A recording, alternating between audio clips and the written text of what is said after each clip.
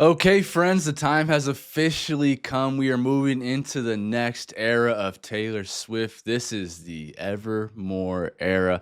I'm very excited for this. I've listened to a few albums so far. I'm really getting to know Taylor Swift. I feel like I'm having a better time breaking down the songs, getting into her head a little bit more, and just like taking it all in. And I just gotta say again, I'm very appreciative and very happy to have y'all alongside with me, helping break down these lyrics and tell me more of the Taylor that goes into the Taylor Swift cinematic universe. It's been so much fun. So let's jump into this album. I will be trying to break it down to my best abilities like I always do, and I will be relying on y'all in the comments to help me out. So if this is your first time here, or if you haven't done so yet, subscribe to the channel. It is free. And let's jump into it. The first song on the album is called Willow. I have watched the music video for this track already, so I don't have to break this one down as much. I will be listening and reading the lyrics still and seeing if I get like a different interpretation of it. But from what I remember is like romantic and whimsical and just a beautiful track. So let's jump into it. Get comfortable, get your snacks, get your drinks. Let's go. Willow.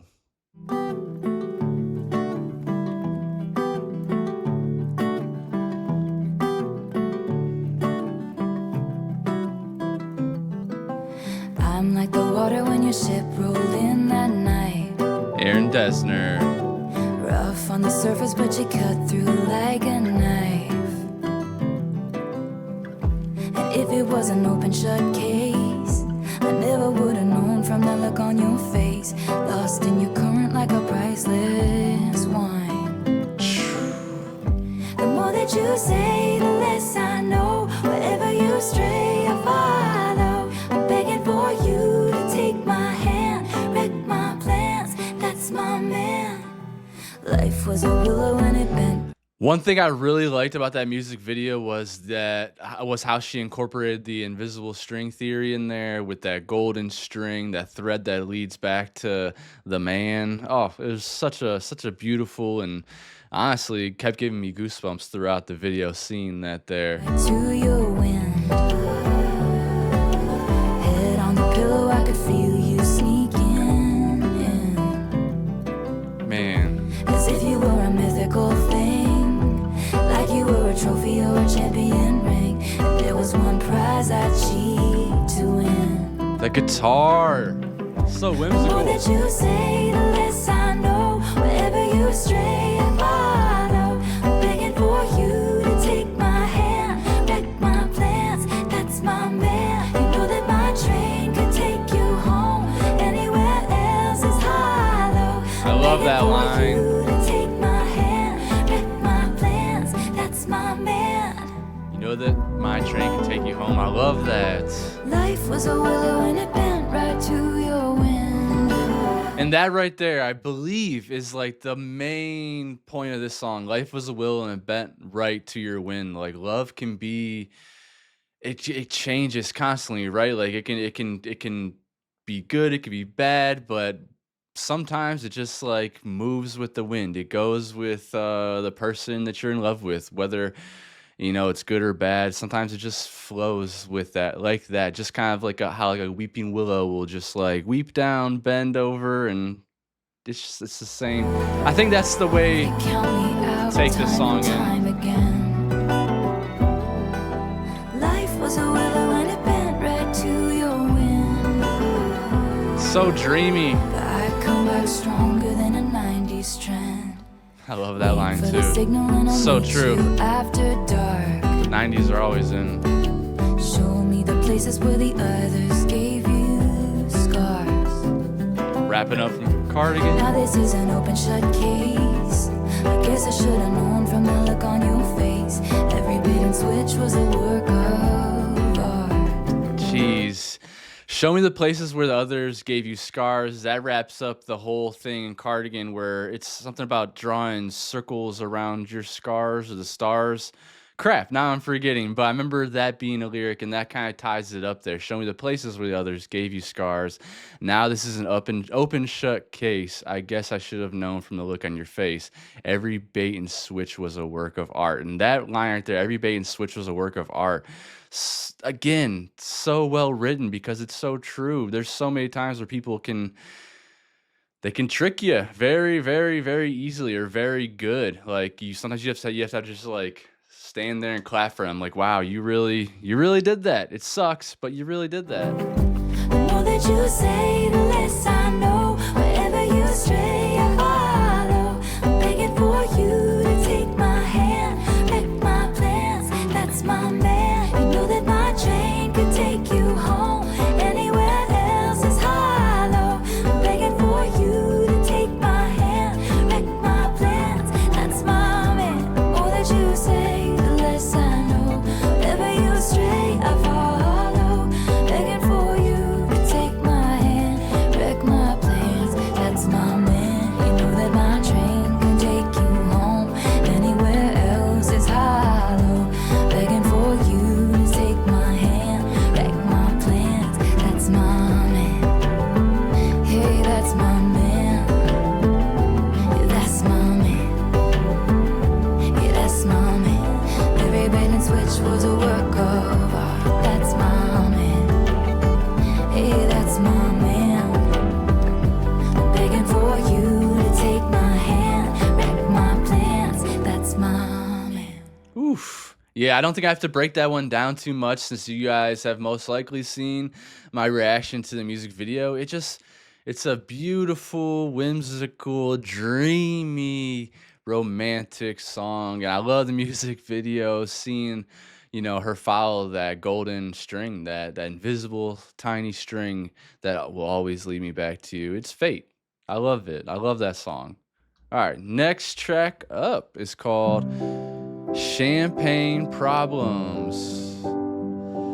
This is produced by William Bowery, which we found out from the Long Pond sessions that's Joe Allen. That's wild. Aaron Dessner's also on here. Is anybody else? Sometimes they'll hide like a Jack Antonoff credit on Spotify, but okay, here we go. Champagne Problems.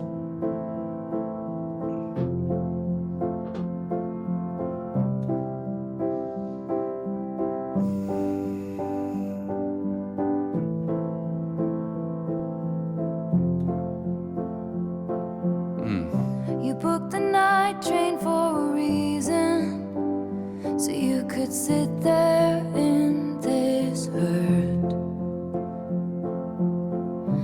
Bustling crowds are silent sleepers.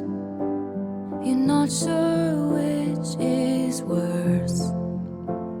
Because I dropped your hand while dancing, left you out there standing, crestfallen on the land in champagne problems. Hold on.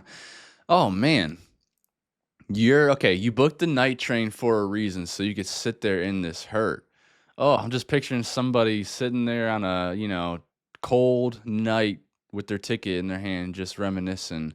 Bustling crowds or silent sleepers, you're not sure which is worse. So like, are you better in the loudness of the crowd, or would you rather calm and peace and quiet with the silent sleepers? You're not sure which one is worse.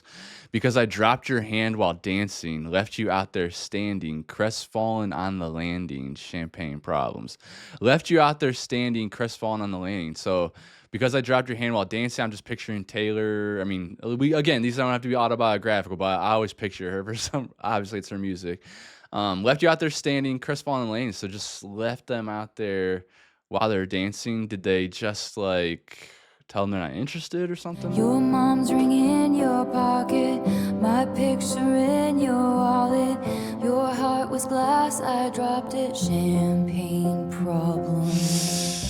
Your mom's ring in your pocket, my picture in your wallet. Your heart was glass, I dropped it. Champagne problems. So your mom's ring in your pocket, I'm assuming they're about to propose. Your heart was glass, I dropped it. So very fragile, and she just let it go. And then champagne problems. Does this mean like drunk? We're drunk? What's the champagne problems? Is it like because we're a celebration, think of champagne? You told your family for a reason. You couldn't keep it in. Your sister splashed out on the bottle. Now no one's celebrating. Okay, that's why. Champagne Dom problems. Perignon, you brought it. No crowd of friends applauded.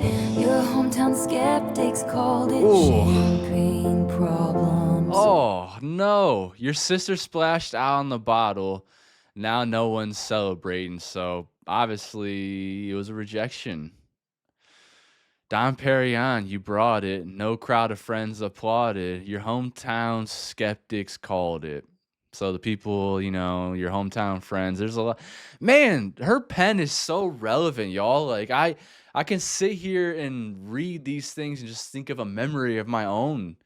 Like your hometown skeptics. We all, I'm sure, have friends from our hometown still to this day. Some of them are still my best friends to this day. I have friends from from like preschool still to this day that I'm very close to with. But yeah, they are usually the ones in your ear with their opinions on your relationships and whatnot. And that right there, it adds to like the rejection, right? It's like, okay, these people that are trying to warn you or they're trying to call it, your whether they were thinking of you in the best, whether they had your whether they're thinking of you in like a good light, I guess is what I'm trying to say, or not, there's still, it's like it adds to that rejection, it adds to that feeling and makes it so much worse. And man, You had a speech, you're speechless. Love slipped beyond your reaches, and I couldn't give a reason. Champagne oh, no reason.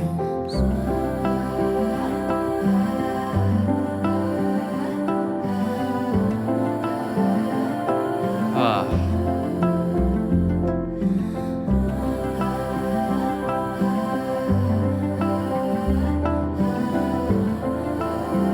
can't imagine the pain of rejected proposal. Your Midas touch on the Chevy door, November flush and your flannel cure. This dorm was once a madhouse. I made a joke, well it's made for me. How evergreen, our group of friends don't think we'll say that word again. And soon they'll have the nerve to deck the halls that we once walked through. One for the money, two for the show. I never was ready, so I watch you go. Sometimes you just don't know the answer till someone's on their knees and asks you. She would have made such a lovely bride. What a shame she's fucked in the head, they said. But you'll find the real thing instead. She'll patch up your tapestry that I shred. Oh my God. It's only song number 2 and you are ripping my freaking heart out. Ah.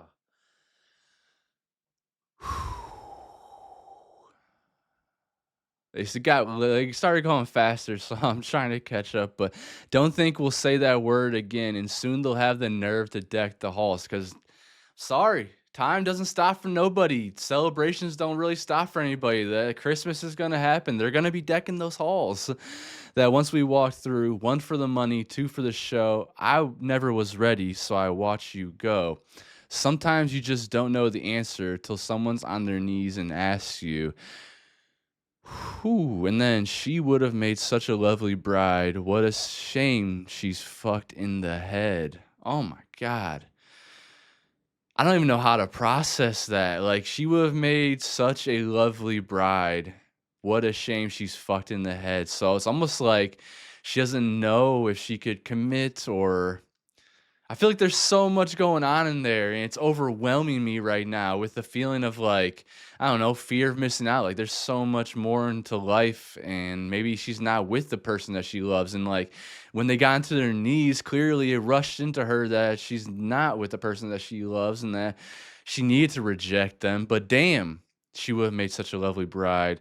What a shame she's fucked in the head, though. And I don't know if that's to say, like, because there's so much thought going on, like there's so much uncertainty, there's just you just can't commit. I mean, marriage is forever. And when I think of marriage, when I'm in a relationship with somebody, I'm not in a relationship with somebody to like see the end of it. Every time I get into a relationship with somebody, when I commit to that relationship, I am ready to try to make this work and make this last until the very end. And it doesn't always work, clearly. It doesn't always work. It doesn't always last. But then also to like feel the pain of the other person too, the rejection they're going through with that proposal, like you are getting to that point where you're ready to commit to someone completely and give them the rest of your life and then to just be left there.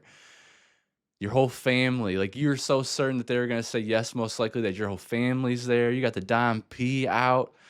It's just really overwhelming. I'm trying to process it all, but that hit me really hard. Your hand while dancing, never leave you standing, crestfallen on the landing with champagne problems. Your mom's ring in your pocket, her picture in your wallet, and you won't remember all my champagne problems.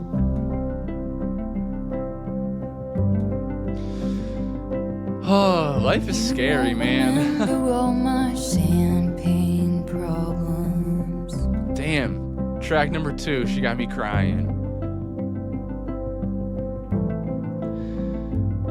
I'm probably like way off here, but just like the perspective of being in that person, like bending down and like trying to propose to someone that you love so much and just being rejected, like life is scary, man.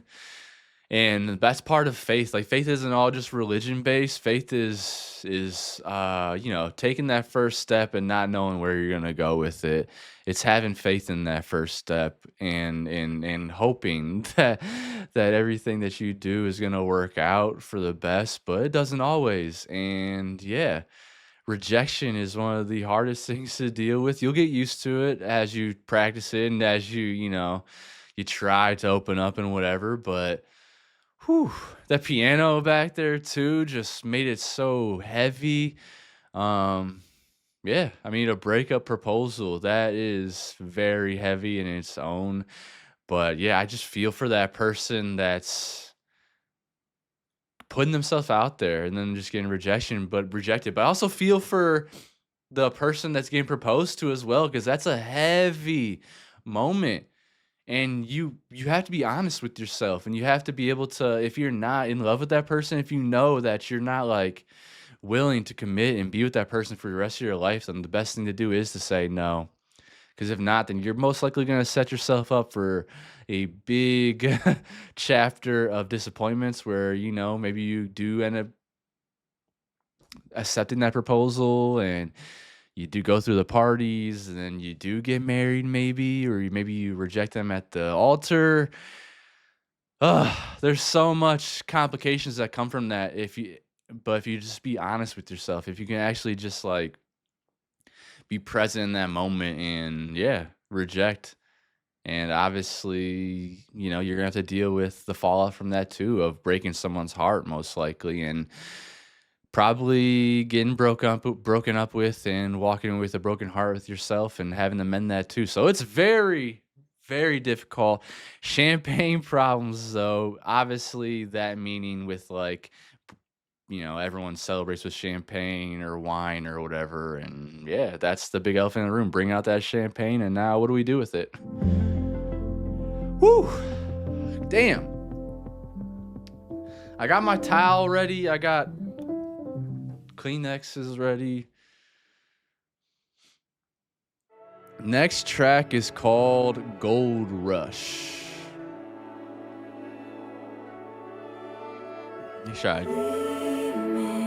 Ooh, Jack, my boy Jack.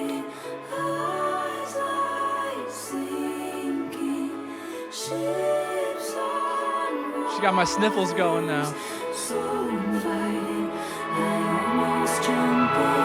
I don't like a gold rush, gold rush. I don't like anticipating my feel like I got the face in ding. a red flush. I don't like that any. Oh, this already sounds gorgeous. Y'all know I love Jack Antonoff.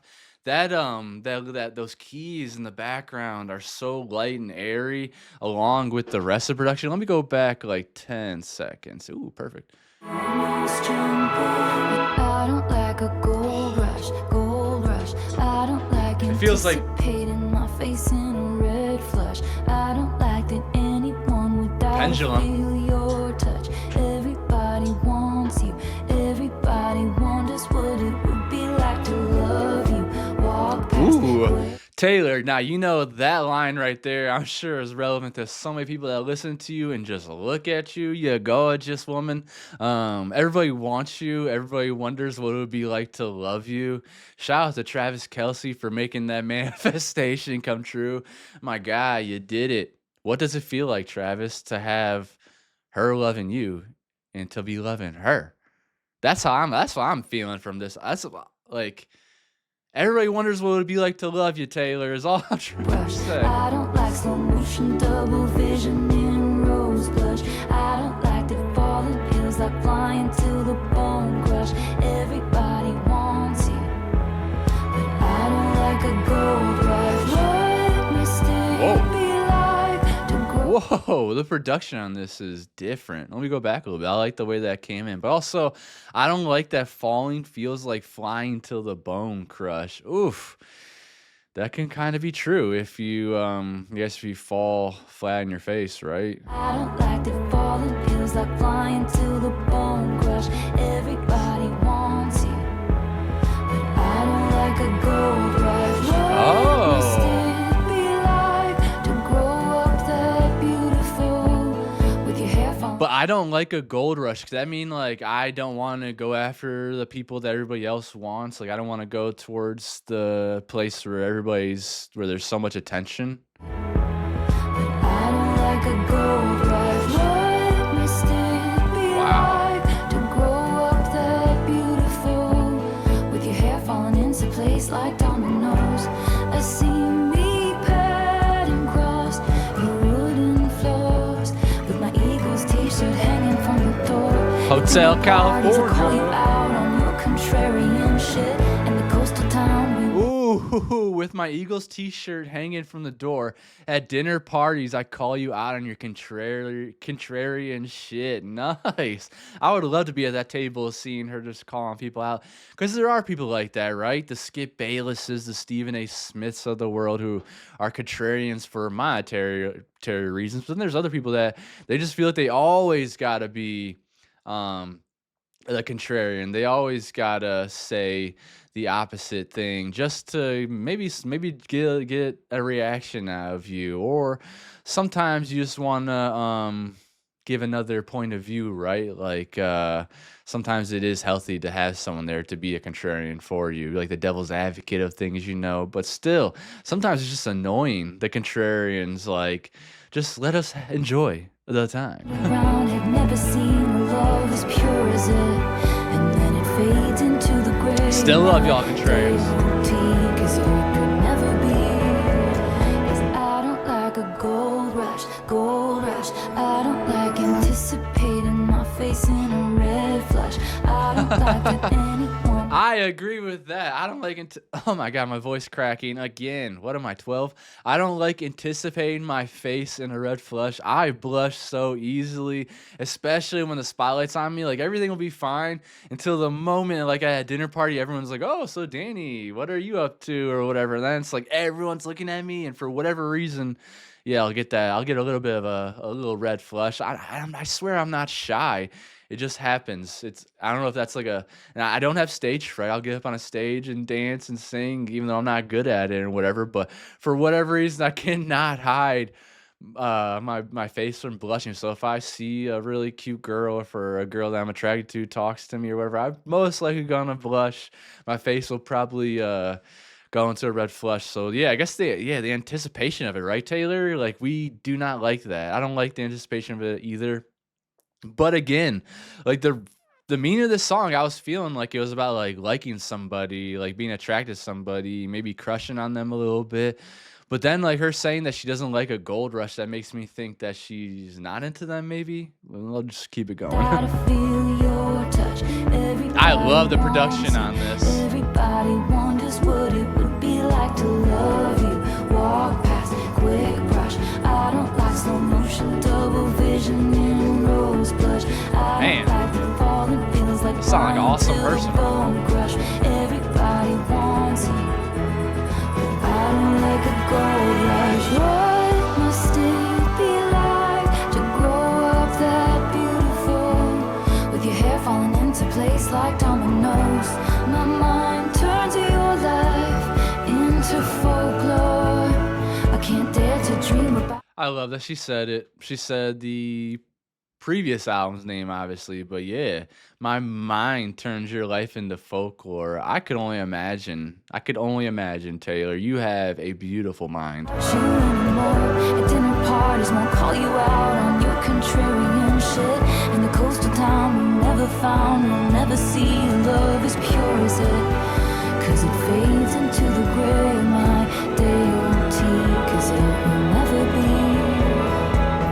Gleaming, twinkling, eyes like sinking ships on. Wow. Her voice on this track is ethereal, is the word I'm going to go with. Just pure beauty, right?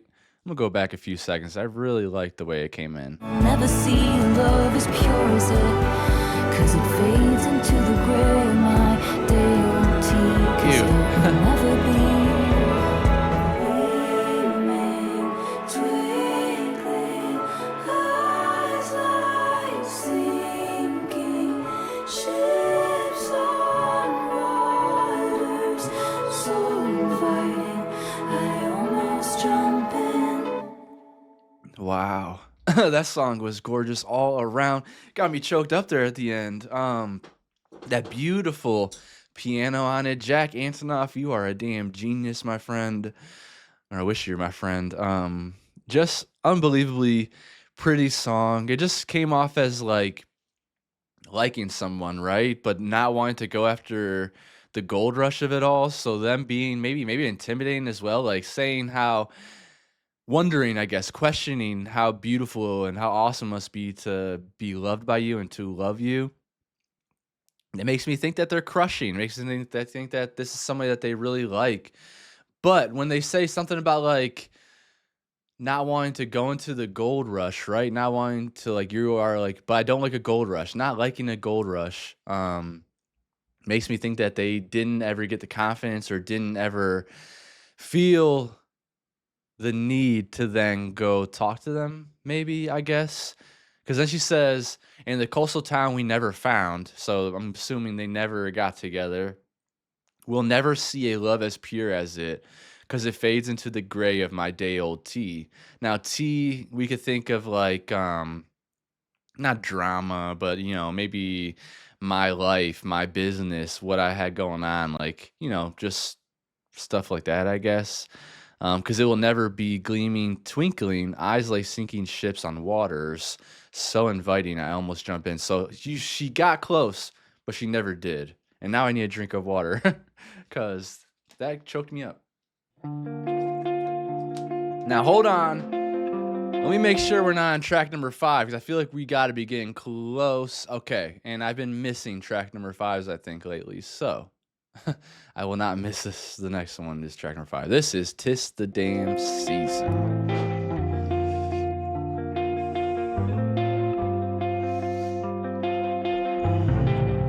If I wanted to know who you were hanging I'm gonna guess with Jack while I was Antonoff gone, I there. would have asked you. It's the kind of cold fogs up windshield glass, but I felt it when I passed you.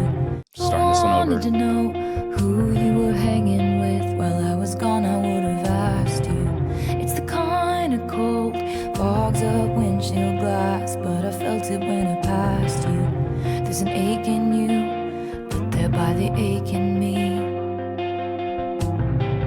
But if it's all the same to you, it's the same to me.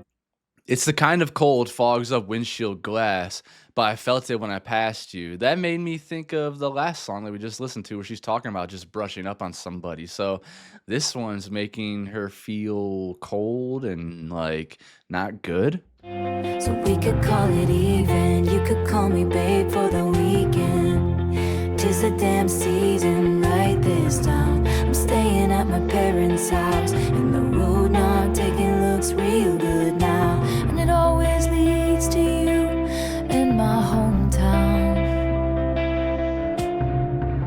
I parked my car right between the Methodist and the school that used to be ours. The holidays linger like back. Just doing that, like I parked my car right between the Methodist and the school that used to be ours. Just calling it a Methodist instead of like a church, it just adds a little character to it. Perfume, you can run but only so far. I escaped it too. Remember how you watched me leave. But if it's okay with you, it's okay with me. We could call it even. You could call me babe for the weekend. 'Tis the damn season right this time. I'm staying at my parents' house, and the road not taking looks real good now.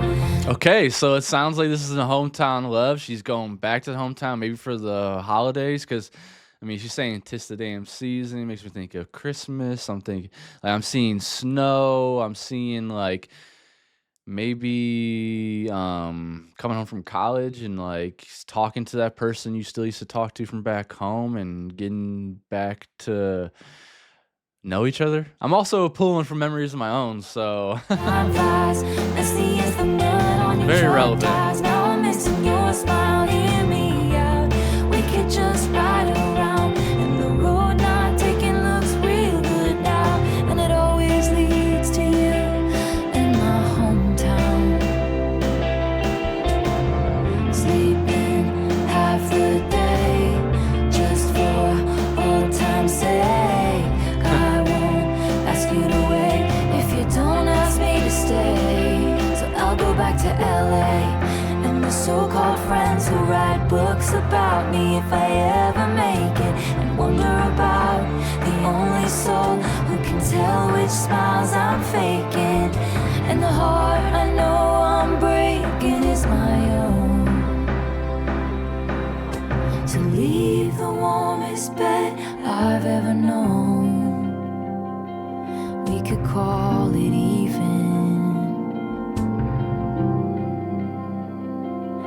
even though I'm leaving. And I'll be yours for the weekend. 'Tis the damn season. We could call it even. You could call me babe for the weekend. 'Tis the damn season. all right, this one doesn't feel that sad. It actually feels maybe bittersweet would be a better word than sad, but feels like it's just like a fling. Like she's coming home for the weekend, staying at her parents' house. It sounds like she's talking about somebody that she may have been into for a little while, and that they have some type of home. So there's some kind of tie to home here going on. Like maybe it's an ex, maybe it's someone that they've been interested in and just wanting to see where it goes, but it definitely screams fling to me. Like a little what do we call them? Situationships now. This time I'm staying at my parents' house, and the road not taking looks real good now. Time flies. So when she says that, and the road not taken looks real good now, that makes me think that this person she's never been in a relationship with. So it makes me think that's a new fling. Like this road has not been taken, it looks real good now. Someone that she may have been interested in. Messy as the mud on your truck tires. Now I'm missing your smile, hear me out. We could just ride around, and the road not taking looks real good now. And it always leads to you in my hometown. It always leads to you in my hometown. Ugh. Aaron always adds in this like reminiscent guitar. It's real just plucky and metallic, and it just makes you freaking reminisce every time. He knows how to, it actually feels like he's plucking on my heartstrings. But yeah, that song right there, I'm just gonna take it as like a fling, as Going back to the hometown, visiting your parents, and maybe giving someone there a chance that you never gave a chance to before. Maybe someone that you've had feelings for in the past, but that road that's never been taken, it looks real good now, and you have time for a fling. You have the emotional capacity for a fling, where if you go back to LA, it's not going to bother you, it seems. So, like, you may miss them. It may be a little bittersweet, but it's not going to hurt you. It's not going to change your life completely. So, yeah, that's basically, I think, what that song's about. Y'all have to, again, let me know in the comments for sure, but that's how I'm feeling from it. And it's very relevant. Okay, I think we're pulling up on track number 5. This is track number 5, and it is called Tolerate It. Let's see. Producer credits are Aaron Desner. See if there's anyone else. Performed by Taylor Swift, written by Aaron Desner, and Taylor Swift, produced by Aaron Desner. Tolerate It. Here we go. Track number 5. I finally was able to catch myself and catch it.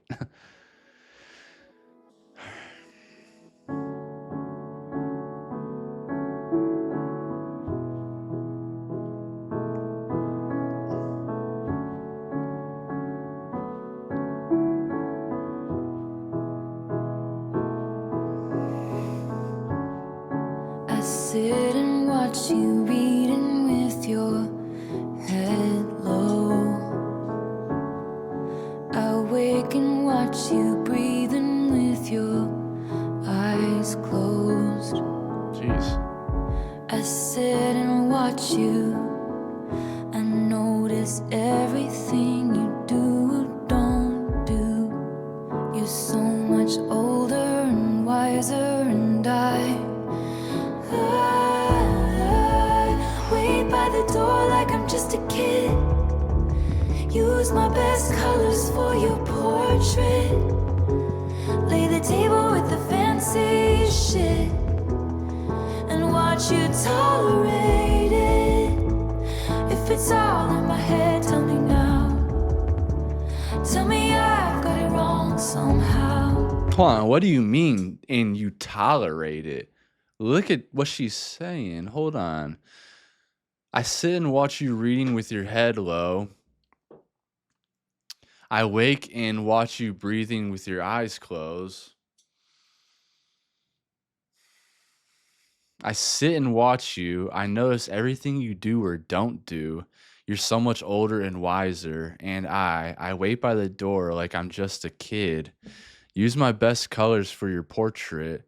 Lay the table with the fancy shit and watch you tolerate it. What? That sounds like a relationship you should not be in. Like, what do you mean they just tolerate it? It sounds like you are doing so much for them. I know my love should be celebrated, but you tolerate it. I greet Damn. you with a battle heroes welcome. I take your indiscretions all in good fun. Damn. I sit and listen. I polish plates until they gleam and glisten. You're so much older and wiser, and I wait by the door like I'm just a kid. Use my best colors for your portrait. Lay the table with the fancy shit and watch you tolerate it. Oh. If it's all in my head, tell me now. Tell me I've got it wrong somehow. I know my love should be celebrated, but you tolerate it. Man. I gotta say, I think I see this in relationships more than anything now. Like, even like my friends and family members, it's like, and I think it's what I'm waiting, like why I'm waiting and why I'm like being so picky with my relationships now, why I'm like being extremely patient. 'Cause I don't want this. I don't want this at all. This sounds freaking horrible. Like I see it all the time. And it's mainly the dudes. It mainly is the dudes that are just like tolerating it instead of like actually trying, actually opening up and, giving more back into your relationship, pouring back into that person that's pouring so much into you.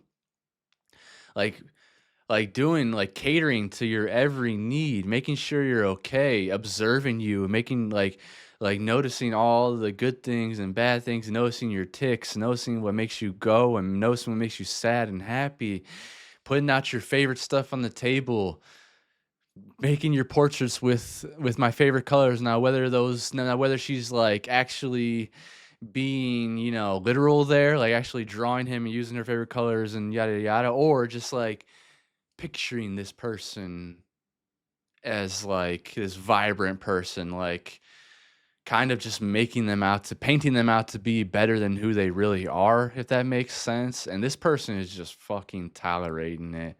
And man, yeah, this is so relevant. I see it everywhere. I see so many relationships where people have just settled and have given up because finding real love is a chore. It's very hard to do. I guess I shouldn't call it a chore because it's a really fun journey. It's hard as well, but yeah, like I could never be in a relationship like this where we're just settling. Where I would feel so guilty if I was that person, if I was that guy that she's singing about. I would feel so guilty that clearly I'm just this miserable fuck in this relationship. Meanwhile, my significant other is just pouring so much into it. I would feel so guilty that I wouldn't even be able to tolerate it. I would feel like I'm like holding that person back and that we are not good for each other then, because if they don't make me happy, they're doing all this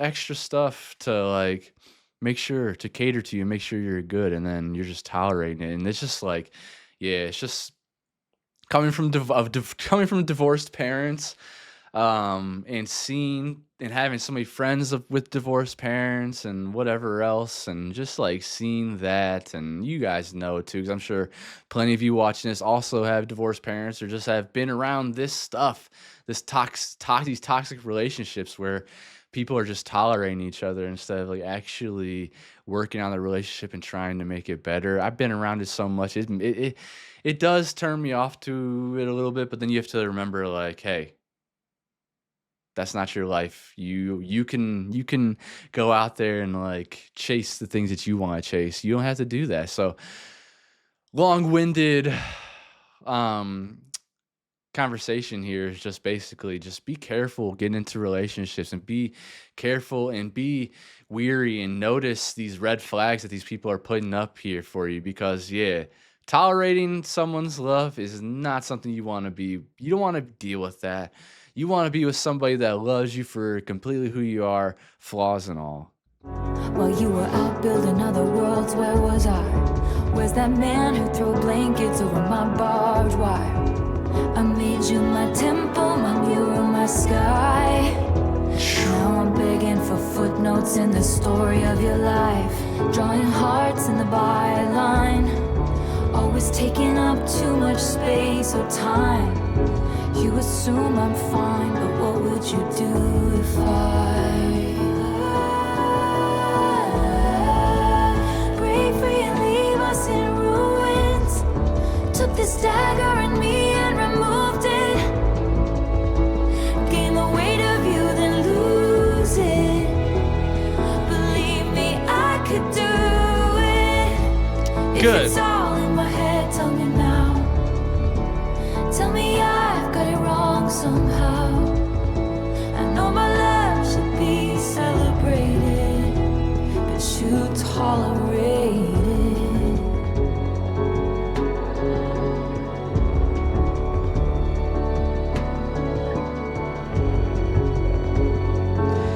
It doesn't have to be romantic either, guys. Just sit and watch you.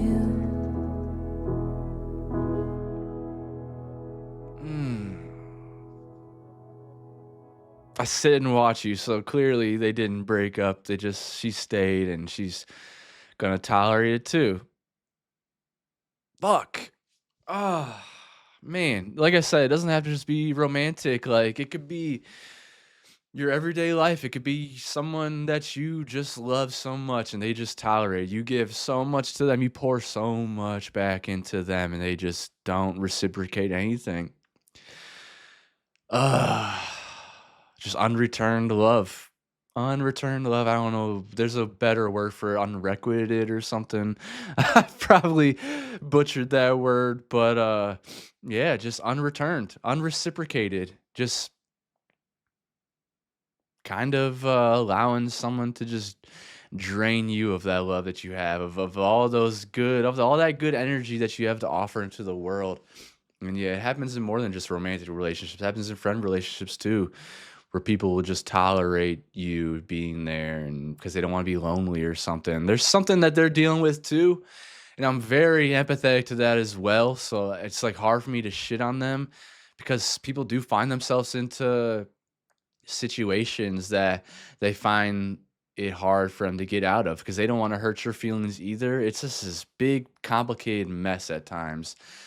And then this happens. Like, as the song circled through and cycled through, he just says, I know my love should be celebrated because it should. All of our love should be celebrated, but you tolerate it. And then the music, and then I sit and watch you. The cycle just restarts. It just keeps going. And it's very relevant. So if you're in this relationship here and you're watching this video, if you're in this relationship where someone's just tolerating you, I hope that you find a way to get out of it. I hope that you find a way to value yourself and know that there is somebody out there that will love you completely and they will accept you for you completely. It's just going to be very hard. It could be easy. You might get lucky, but most of the time it's really hard. I'm dealing with it myself. I'm finding it very hard to find somebody that will allow me to pour into them and then they will also pour back into me. I don't even ask for much, you know? Like, I'm not even asking for 50-50. I really don't. I think that's actually somewhat impossible. I think people get really lucky finding a relationship where it's 50-50. I think there most of the time it is somebody that loves somebody maybe even just a little bit more than the other person, but I'd be okay with, 40-60 or something like that. But again, like, don't let your value get too far out the window because then, or too far out there, because then it turns into this where you're just tolerating each other. And that sounds terrible. That sounds like a horrible existence. My sniffles are going again. Taylor and Lady Gaga just have a way of pulling my freaking heartstrings. Nobody, No Crime featuring Haim. I am loving those sisters. I've listened to one song by them, I think, so far. Their new song, it's called Relationships or something like that. Really good. I'm digging them. He did it. He did it. Oh.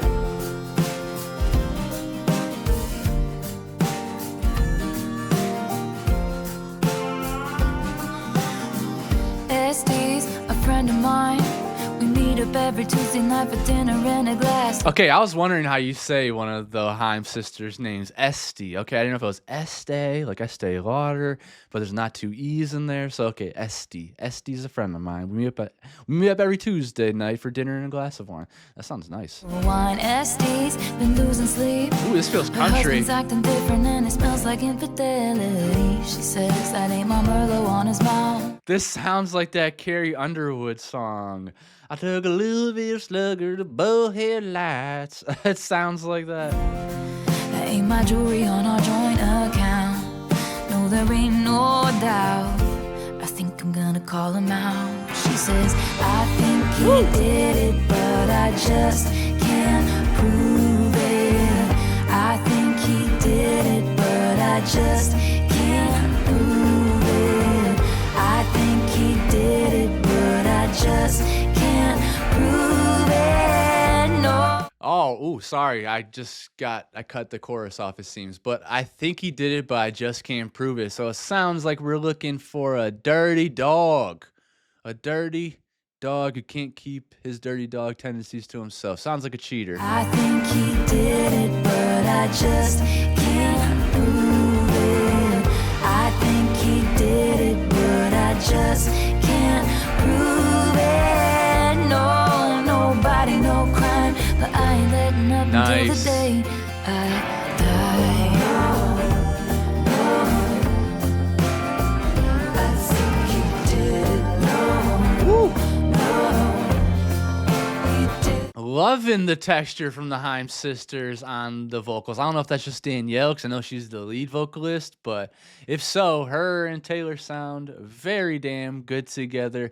And I gotta say, yeah, this sounds a lot like that Carrie Underwood song, but also No Body, No Crime. The way she sang that made me think of Bob Marley's No Woman, No Cry. Don't know if that was intentional. SD wasn't there Tuesday night at Olive Garden, at her job or anywhere. He reports his missing wife, and I noticed when I passed his house, his truck has got some brand new tires. Hey. And his mistress moved in, sleeps in Este's bed and everything. No, there ain't no doubt somebody's gotta catch him out, 'cause I think he did it, but I just can't prove it. I think he did it, but I just can't prove it. I think he did it, but I just can't prove it. No, nobody, no crime, but I ain't letting up until the day I die. Woo! All right, so this is kind of me coded in a way. I'm very protective of my friends in ways, and I've explained this in other videos how that's backfired on me so many times of like letting them know they're getting cheated on, because I'll just say I do have a good amount of friends. I make friends with a lot of people. I know a lot of people from all different circles and different cities and whatever. So if they know of like a friend of mine through my circle, or they know, most likely because now everybody knows who your friends are because Instagram and Facebook and whatever, right? So they'll tell me sometimes. And one time someone told me that my friend was getting cheated on, and I let them know. And I mean, it's happened a couple times where I've told them and it just backfires. So it's very complicated now where I don't know, like, I want to be a great friend. Like, my friend's being cheated on, I want to let them know that this is happening, to save them from the heartbreak and let them know that they're in a relationship with a bad person. But also, they don't believe you 99% of the time. I don't even know if I've even had one person even believe in me. Now that I think about it, I almost said I've only had one, but now that I think about it, they got back together with the person. So, yeah, just basically, this song seems to be about a friend getting cheated on, and Taylor is kind of like being a detective and watching it happen, but there's no body, no crime. Maybe she hasn't seen the new mistress or the guy that the person's talking to, so she can't exactly say for sure this is happening. But yeah, I've gotten like actual proof a couple times and told my friends, and yeah, I don't think I'll do that ever again because it gets me in trouble. They tell them that I told them that they're being cheated on, and then I have to go hang out with them because they're still my friends. So it just makes it so awkward, and then people hate you because you told on them for being a nasty cheater. But I don't know. I don't know. I kind of just like stay out of it now. I let them, unless it's like someone that I can't let get hurt. I don't know. It's very complicated. I guess I'm probably kind of asking for some advice from you guys too. Should I just like keep my nose completely out of all these situations? And when someone starts talking to me about these things, what do I do? Should I just ignore it? Should I listen to them and just go on, or what? Because it is very complicated. But yeah, long-winded again. I think this song is about Taylor catching her friend Esty Haim, her boyfriend, dating someone else, being a dirty dog, having a mistress.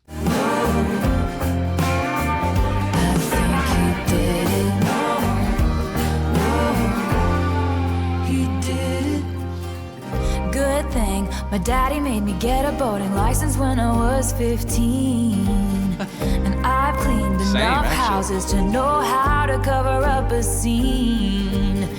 Good thing Este's sister's gonna swear she was with me. Hold on. Is she about to Dexter this dude? She's talking about a boat. She's talking about how to clean it up. Is she about to be the Bay Harbor Butcher and throw his ass She about to chop him up and throw him away? Good thing his mistress took out a big life insurance policy. They Oh, think man. she did it, but they just can't prove it.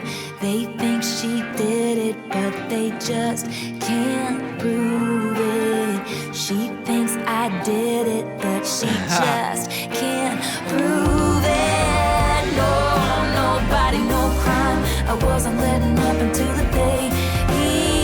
No, nobody, no crime. I wasn't letting up until the day. No, nobody, no crime. I wasn't letting up until the day he died. I love looking at these little visualizers over here too. So if you ever see me wandering off, that's where I'm looking. I'm loving Heim. I haven't ever gotten to listen to them before this past month, and I'm really enjoying them. They seem to be very versatile as well. So I will be checking out some more of them. Love the voices. Love that they play their own instruments. Love that they're sisters. And then, yeah, a fun song like this about like trying to catch your friend's dirty dog boyfriend in the act of cheating. And yeah, she says she's not I wasn't letting up until the day he died. So sounds like he might be gone, and she might be the one that finished the job. Sounds like Taylor got in her Dexter.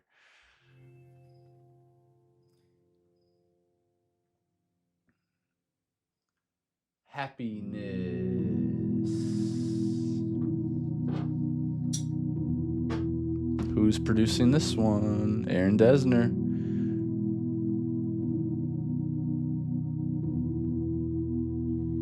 Honey, when I'm above the trees, I see this for what it is. But now I'm right down in it. All the years I've given is just shit we're dividing up. Showed you all of my hiding spots.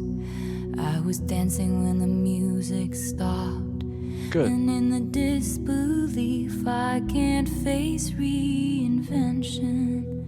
I haven't met the new me yet.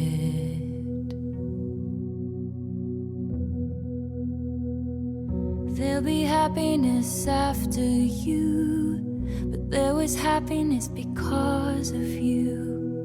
Both of these things can be true. There is happiness past the blood and bruise, past the curses and cries, beyond the terror in the nightfall.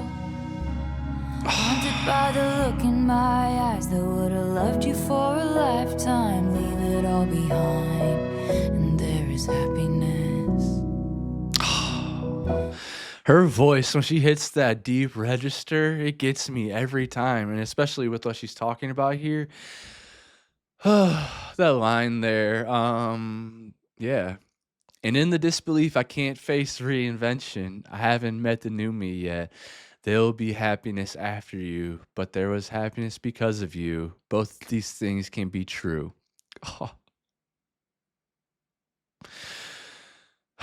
Her pen is just so damn good, but it's also so relevant because we face these times so freaking often.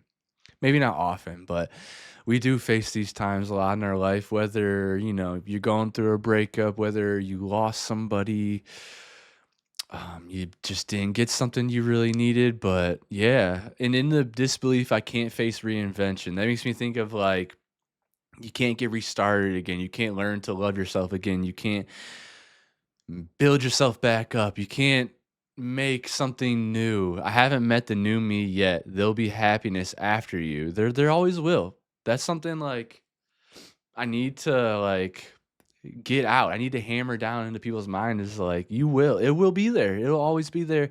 Time is the ultimate healer. Some things are gonna hurt more than others, obviously. But yeah, it'll be there. I promise you. You just have to get through it. But then also, but there was happiness because of you. So yeah, there's like I've talked about how there's chapters in our life and how you can't erase those times, and that they will always be memories for you, and that there is truth to it. Like she says, both of these things can be true because there is happiness there. There was happiness, there was love. It feels like to me this is a breakup song, and it's very heavy already. I want to go back a little bit just to take Both it in. of these things can be true. There is Sniffles. happiness past the blood and bruise, past the curses and cries, beyond the terror in the nightfall. Haunted by the look in my eyes that would have loved you for a lifetime. Leave it all behind, and there is happiness. That line right there, that would have loved you for a lifetime. Tell me, when did your winning smile begin to look like a smirk? When did all our lessons start to look like weapons pointed at my deepest hurt? I hope she'll be a beautiful fool who takes my spot next to you. When did all our lessons start to look like weapons pointed at my deepest hurts? Jesus. I didn't mean that. Sorry, I can't see facts through all of my fury. You haven't met the new me yet. There'll be happiness after me, but there was happiness because of me. Both of these things, I believe there is happiness in our history. Across a great divide, there is a glorious sunrise, dappled with the flickers of light from the dress I wore at midnight. Leave it all behind, and there is happiness. I can't make it go away by making you a villain. I guess it's the price I paid for 7 years in heaven. And I pulled your body into mine every goddamn night. Now I get fake niceties. No one teaches you what to do. But a good man hurts you, and you know you hurt him too. Honey, when I'm above the trees, I see it for what it is. But now my eyes leak acid rain on the pillow where you used to lay your head. After giving you the best I had, tell me what to give after that.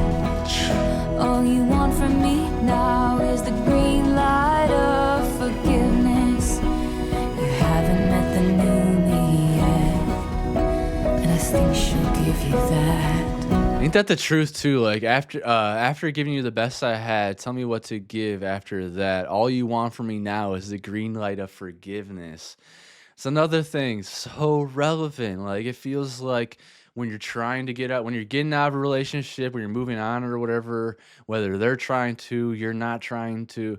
It always feels like there's somebody that's trying to make you be the villain, or they're trying to make you make them be the villain.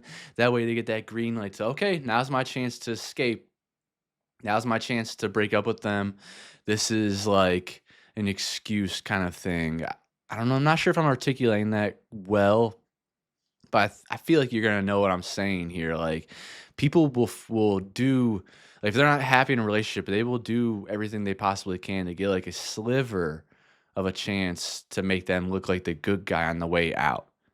When really it shouldn't be that way. It shouldn't be about being a good guy or being a bad guy. It should be about like how you feel individually, like as a whole. There'll be happiness after you, but there was happiness because of you too. Both of these things can be true. There is happiness in our history. Across a great divide, there is a glorious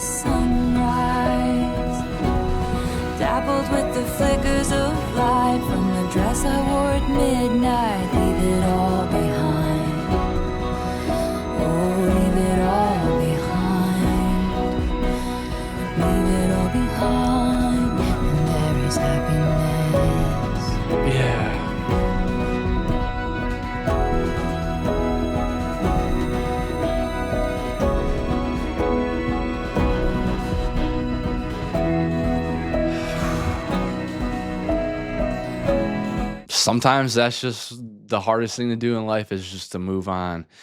Even though you know there's happiness there, it doesn't mean that all the other things that person has to offer is there for you as well. Or maybe they're done with you, you know? Like sometimes you just have to move on. And yeah, there is happiness there. There was happiness there. Two things can be true at the same time. There could have been happiness at a point in that relationship, and it could also be time to move on. And that's what this feels like to me. Like time to move on.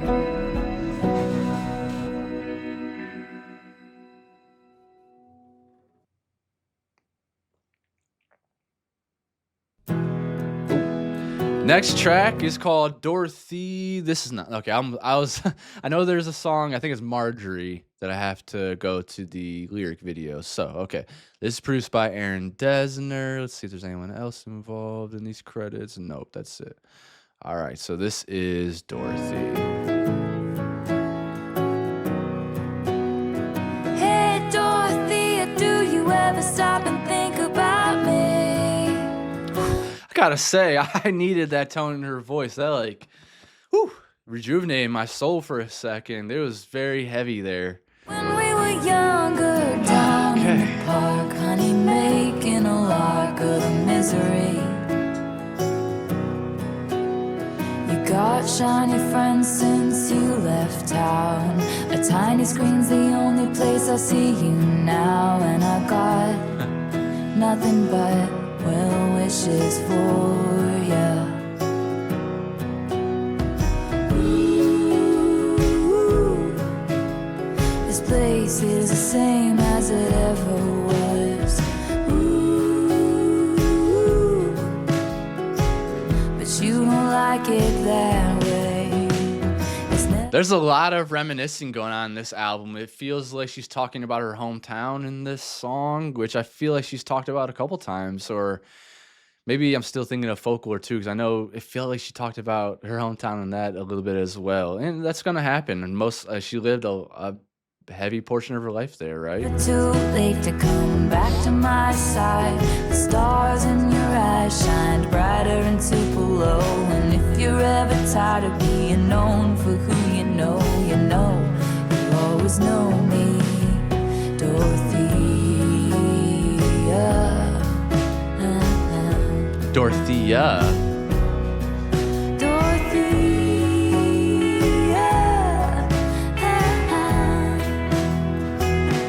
I kind of just want to see, just for my own knowledge, who is Dorothy? So I know these songs aren't autobiographical, and not every one of her songs has to be that way, but I'm just seeing Pop Sugar seems to believe that fans think Taylor Swift's Dorothea is about Selena Gomez, and it makes sense. Conspiracy theory. Some fans think Dorothea could be about her longtime friend Selena Gomez. Besides the fact that Dorothea reminds with Selena, the song also alludes to a queen selling dreams, selling makeup and magazines, who likes trying to piss off her mom and her pageant schemes. Considering Gomez is a makeup mogul and a former pageant queen with a reportedly contentious relationship with her mother, the theory definitely makes sense, especially since Gomez moved from New York City to Los Angeles and the two aren't able to see each other as often. As Swift sings in the song, "You got shiny friends since you left town. A tiny screen's the only place I see you now. If you need further evidence, just check out this fan thread about the theory." So maybe they're talking about then, I mean, tiny screens could be the TV, that could be her show Only Murders in the Building, which is fantastic, by the way. Or it could just be, FaceTiming through the phone, I guess. But yeah, let's see if this makes sense to Selena Gomez.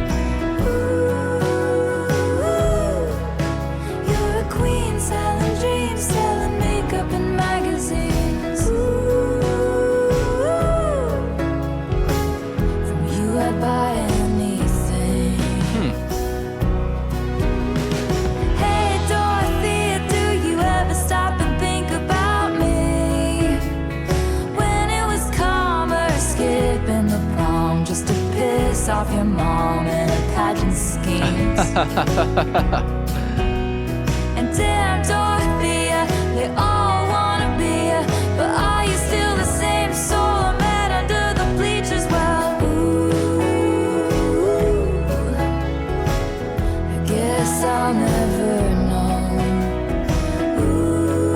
So when she says that, but are you still the same soul I met under the bleachers? I wonder if that means. I wonder if that's a play on word to meaning like Jack Antonoff's band Bleachers. If they're both into the to Bleachers, I know that, or I think I'm pretty sure that Jack has produced for Selena as well, right? Maybe, or maybe they're all just friends. But that makes me think, and I'm just trying to think like Taylor sometimes, and it makes my head hurt because she's so damn smart and witty.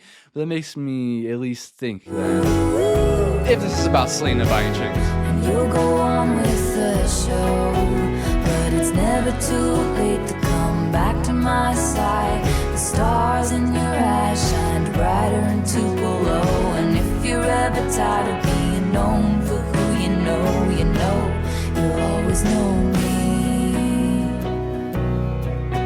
Dorothea,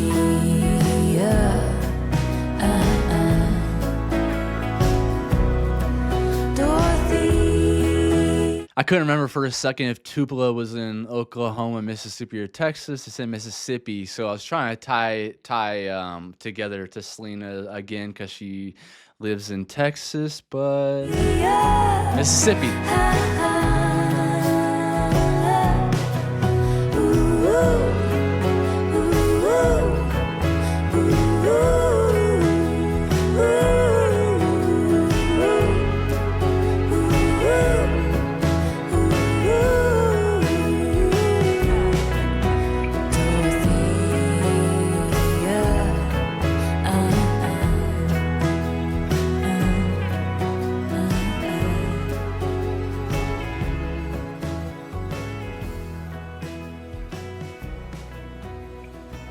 That was pretty.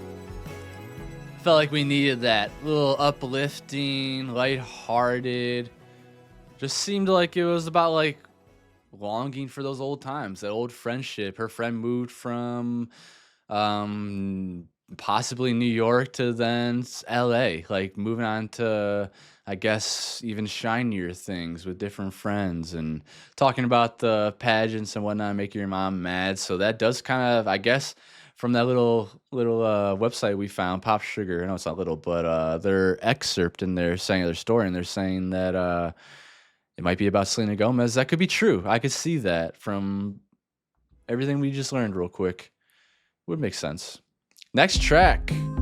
This is track number 9 with The National, Aaron Dessner's band. William Bowery is the composer. Joe Allen.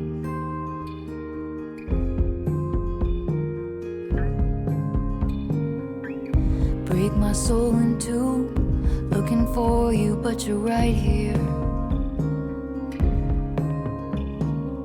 If I can't relate to you any more, then who am I related to? And if this is the long haul, how'd we get here so soon? Did I close my fist around something delicate? Did I shatter you? And I'm sitting on a bench in Coney Island, wondering where did my baby go? The fast times, the bright lights, the merry-go. Sorry for not making you my centerfold. Okay, hold on. Let's stop there. Wondering where did my baby go? The fast times, the bright lights, the merry-go. Sorry for not making you my centerfold. So that makes me think like not making you my center, not making you the center of my universe, but wondering where did my baby go? The fast times, the bright lights, the merry-go. So like, what happened to your energy? Why is it different now? What happened to the fast times, obviously, the bright lights being, smiley, happy, the merry-go being, merry-go, lucky, happy-go-lucky, happy, merry, happy. Sorry for not making you my centerfold. So it sounds like she didn't make them the center of her universe. Over and over, lost again with no surprises. Disappointments, close your eyes and it gets colder and colder. Damn. When the sun goes down.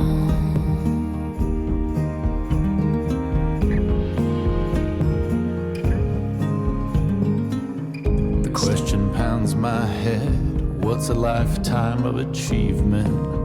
Whoa. Is this Bon Iver again? Or who the heck is singing on this? The National. Wait, who sings for the National? Oh, no shit. They're from Cincinnati, Ohio. Okay, usually it'll say vocal, it'll say like what they are. Okay. It looks like Matt Berninger is vocals, Aaron Desner guitar, Bryce Desner's piano, and Brian Devendorf is on drums.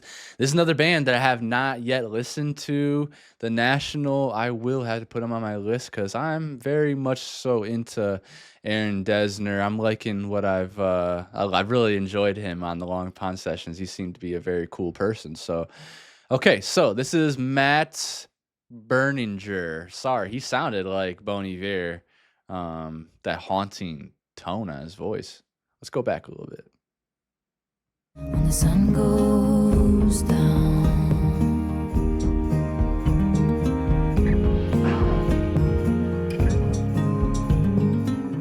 The question pounds my head. What's a lifetime of achievement? If I pushed you to the edge, but you were too polite to leave me. Do you miss the rogue who coaxed you into paradise and left you there? Whoa. Do you miss the rogue who coaxed you into paradise and left you there? The rogue. So maybe just like a random person on their own, like a lone wolf who coaxed you into paradise and left you there, who sounds like they stole your heart and they just left you there, like they coaxed you into paradise. So a beautiful relationship perhaps, and then left you there, like just kind of changed probably, maybe. Will you forgive my soul when you're too wise to trust me and too old to care? Damn. 'cause we were like the mall before the internet. It was the one place to be. The mischief that gift wrapped suburban dreams. Sorry for not winning you an arcade ring. Don't forget about the chicken teriyaki. Over and over, lost again with no surprises, disappointments. Close your eyes and it gets colder and colder. This dude's voice is awesome. It's so low and like burly. It makes me think of like some like mountain jack man out there wearing his red flannel, holding his big old axe under this big old red tree with the rain pouring down on top of him. And he's just still out there with his burly voice, kind of like Sam, whatever his name is, the actor. When the sun goes down, Were you waiting at a road spot in the tree line by the gold clock? Did I leave you hanging every single day? were you standing in the hallway with a big cake? Happy birthday. Did I paint your bluest skies the darkest gray? The universe way.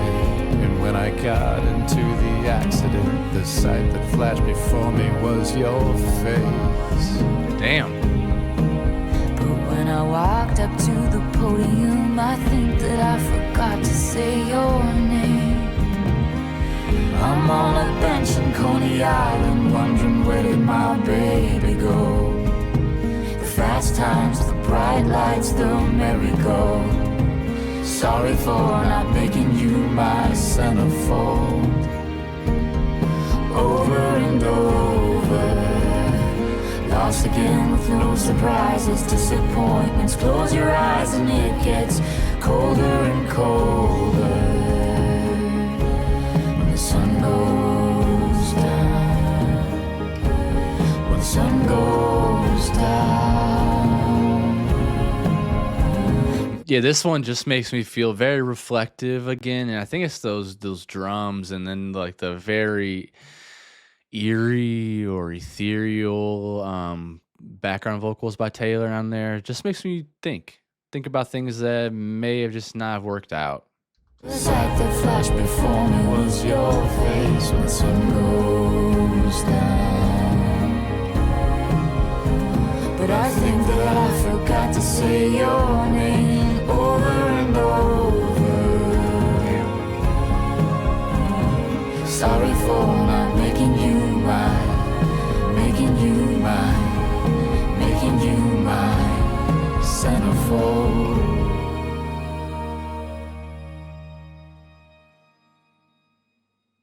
Yeah, that one, it just felt very reflective to me. It felt just I guess reminiscent again of something that may have not worked out. Like she was talking about they're sitting on a bench at Coney Island and just like everything's gray and there's no more Mary. So using play on words with the merry-go-round, but there's no more Mary. So maybe there's no more happiness left in this relationship. So it seems to be failed. Yeah, just really reflective. I really like dude's voice though on that. It was really burly, real deep, and yeah, reminiscent, reflective. Next track is called I was one to know I'd meet you where the spirit meets the bones in a faith forgotten land. In from the snow, Here in Desert and Jack. an incandescent glow. I'm gonna start this one over. Tarnished but so great. I was one to know I'd meet you where the spirit meets the bones in a faith forgotten land. In from the snow, your touch brought forth an incandescent glow. Tarnished but so grand. And the old widow goes to the stone every day, but I don't. I just sit here and wait, grieving for the living. I really like how she sang that. She said, "In the old window goes." Like I love her cadence to songs. I love just the way she can mold. I love the way she can just bend her words to just perfectly go with flow with the song. Oh, goddamn, my pain fits in the palm of your freezing hand. Taking mine, but it's been promised to another. Oh, I can't stop. messy. Taking mine, but it's been promised to another. Messy situation. You putting roots in my dreamland. My house of stone, your ivy grows, and now I'm covered in you. Ooh, they're intoxicating, huh? Stop you putting roots in my dreamland. My house of stone, your I ivy wish grows. to know the fatal flaw that makes you long to be magnificently cursed. He's in the room. Your opal eyes are all I wish to see. He wants what's only yours. Oh, Damn. goddamn. Hold my on. pain He wants what's only yours. What the heck is going on? fits in the palm of your freezing hand. Taking mine, but it's been promised to another. Oh, I can't stop you putting roots in my dreamland. My house of stone, your ivy grows, and now I'm covered. Clover blooms in the fields, spring breaks loose, the time is near. What would he do if he found us out? Okay, so it is messy. It is about like an affair or something. 'Cause I was trying to understand what she was saying there. Yeah. Your opal eyes are all I wish to see. He wants what's only yours. Oh, god damn. My pain fits in the palm of your freezing hand. Taking mine, but it's been promised to another. Oh, I can't. Stop you putting roots in my dreamland. My house of stone, your ivy grows, and now I'm covered. Clover blooms in the fields, spring breaks loose, the time is near. What would he do if he found us out? What the heck? This little another love triangle here, I guess, except instead of it being the two women being pitted against each other, we have two men fighting for her hand. One obviously doesn't know, so this is forbidden fruit. Ivy. So she says something about ivy. Where'd she say? Oh yeah. My house of stone, your ivy grows, and now I'm covered. So he's like intoxicating Like her house of stone, is that like her heart? Her your ivy grows and now I'm covered. Like his ivy, is he like intoxicating? Is he growing around her heart and like she cannot get away from him because it's good, but also she is with somebody, so this is bad. So now they're contemplating what would he do if he found us out. Crescent moon, coast is clear. Spring breaks loose, but so does fear. He's gonna burn this house to the ground. House want to know I'd live and die for moments that we stole, unbegged and borrowed time. So tell me to run, or dare to sit and watch what will become, and drink my husband's wine. Oh, so you're married. My pain fits in the palm of your freezing hand. Taking mine, but it's been promised to another. Oh, I can't stop you putting roots in my dreamland.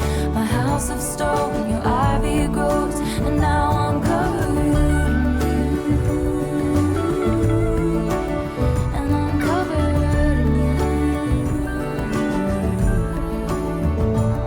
So yeah, it's a fire, it's a goddamn blaze in the dark, and you started it. You started it. Need to stretch my legs. So yeah, it's a war, it's the goddamn fight of my life, and you started Oh, it. so it's their fault. You started it. Oh, I can't stop you putting roots in my dreamland. My house of stone. That line right there. So now because it sounds like it's him that keeps going after her. Oh, I can't stop you putting roots in my dreamland. So it sounds like she's like happily married though, because if she's calling her dreamland, then it sounds to be good, right? It's her dream. It's not a nightmare. So I can't stop you putting roots in my dreamland. So he's over here just planting seeds in her dreamland and growing. I guess he's the ivy. So he's growing and constantly planting and seeding and sprouting and spreading. And it's just harder and harder, it seems like, to get away from it, right? Your ivy grows, and now I'm covered in you. So whimsical.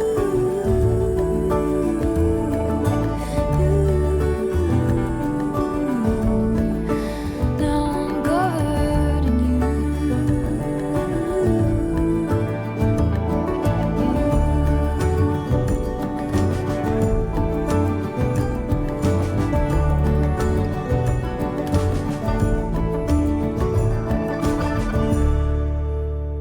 Whew.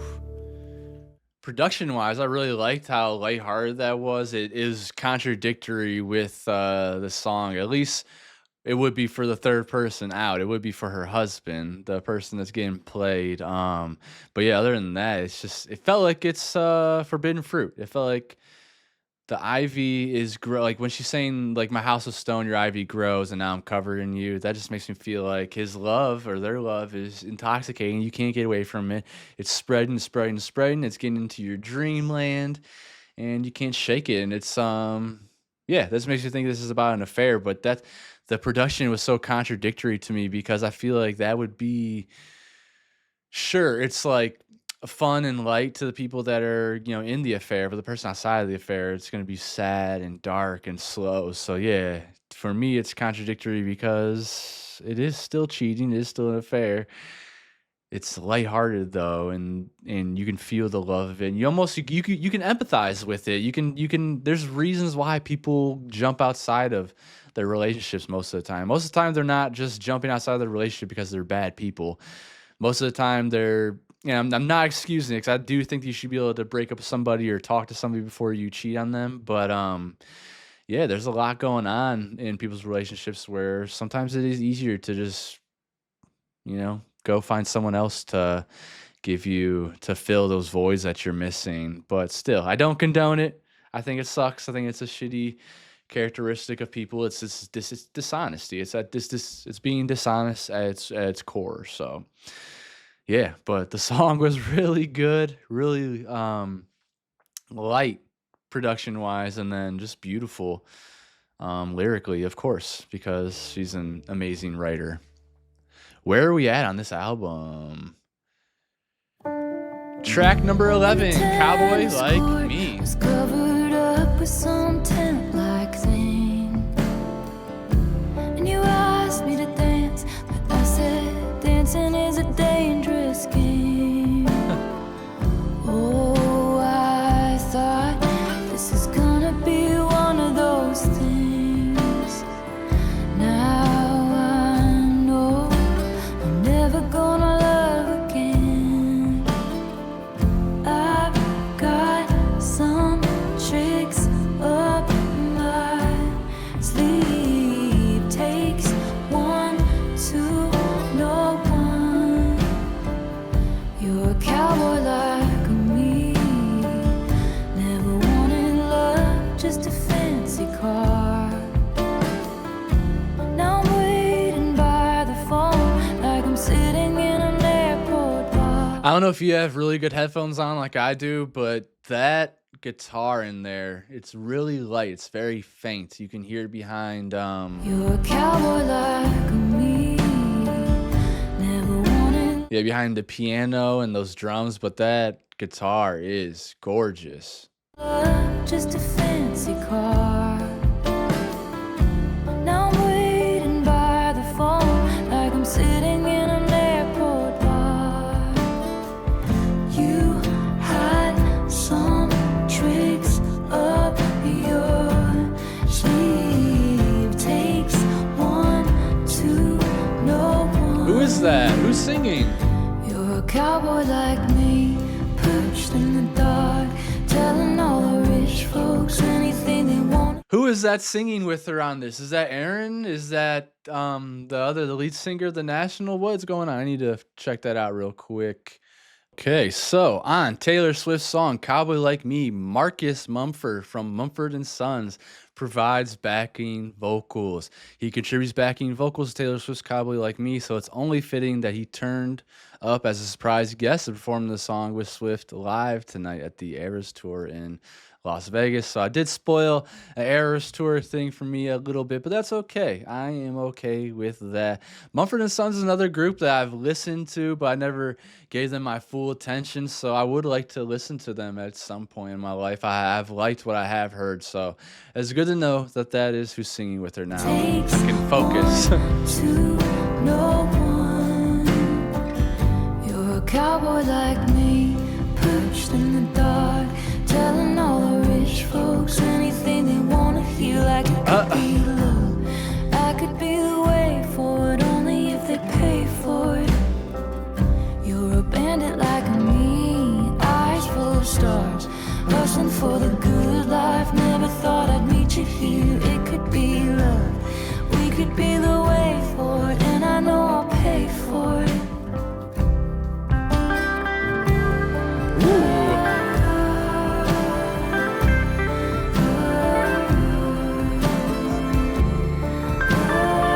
Very sultry. Oh man, that guitar. Come on, Aaron.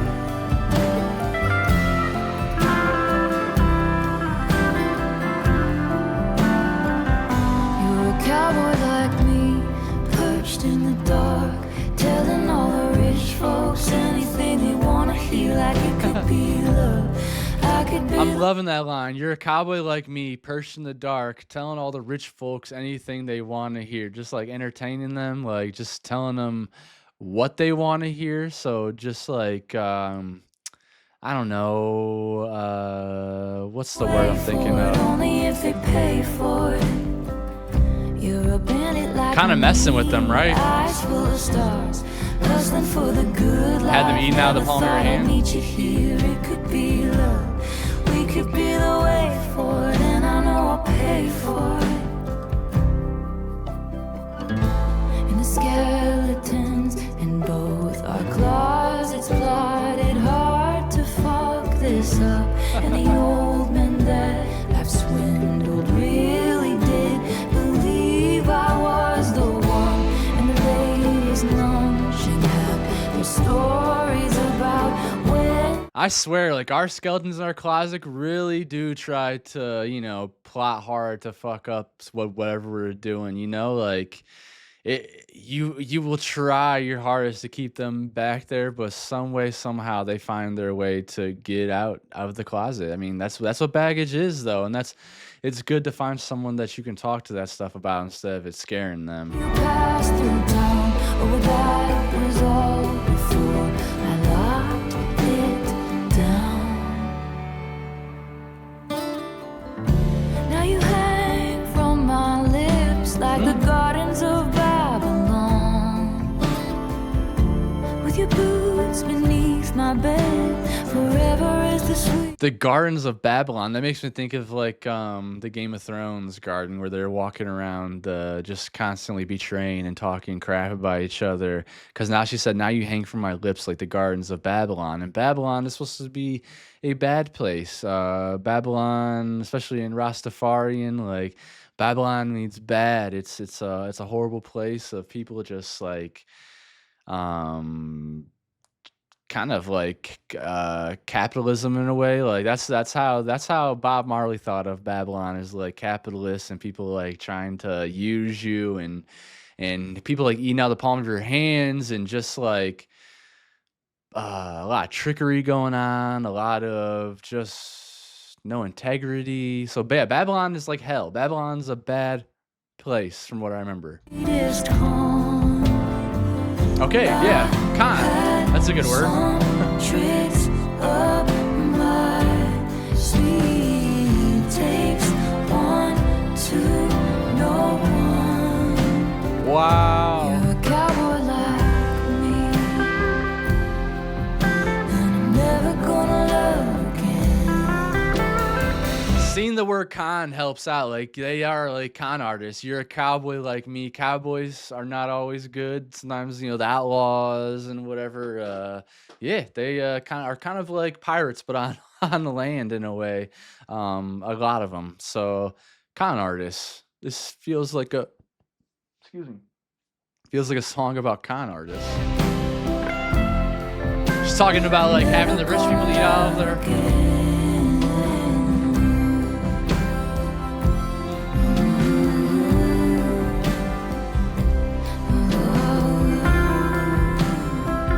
Very country. Never gonna love again.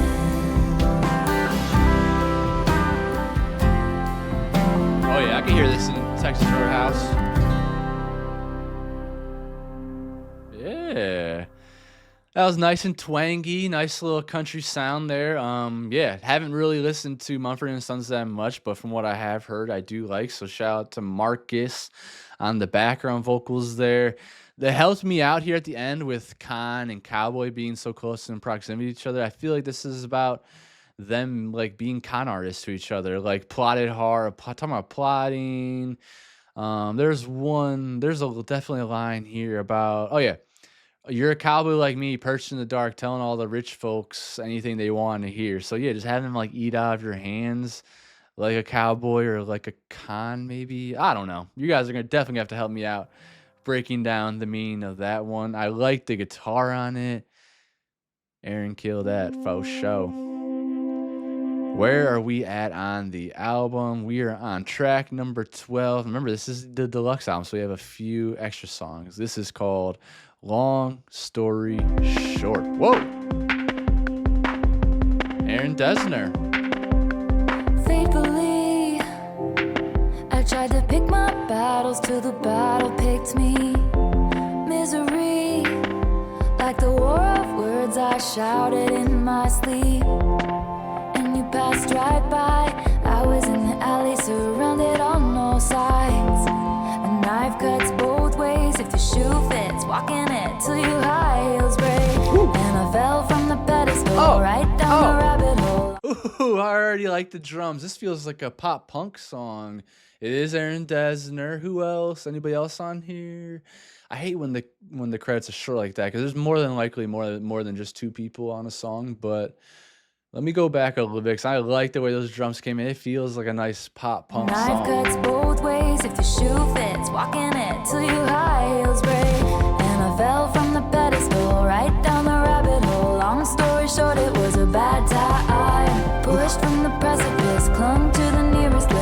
story short, it was the wrong guy. Now I'm all about Pushed from the precipice, clung to the nearest lips. Long story short, it was the wrong guy. So it sounds like they got pushed, pushed off the precipice, which is somewhere, perched. It's somewhere that it's very close to being fallen off, whatever. Pushed from the precipice, clung to the nearest lip. So just latched on to the next nearest closest thing to probably just make you feel whole.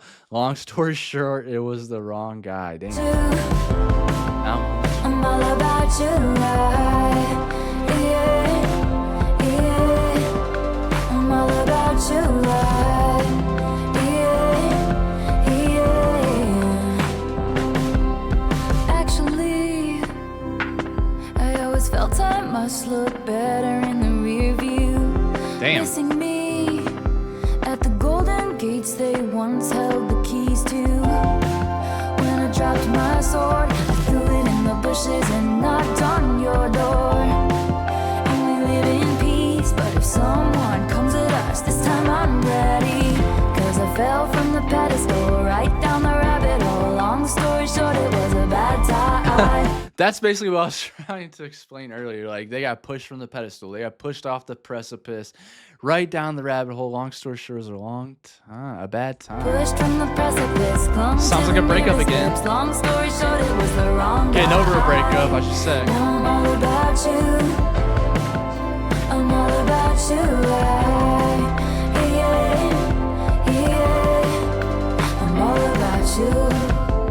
No more keeping score. Now I just keep you warm.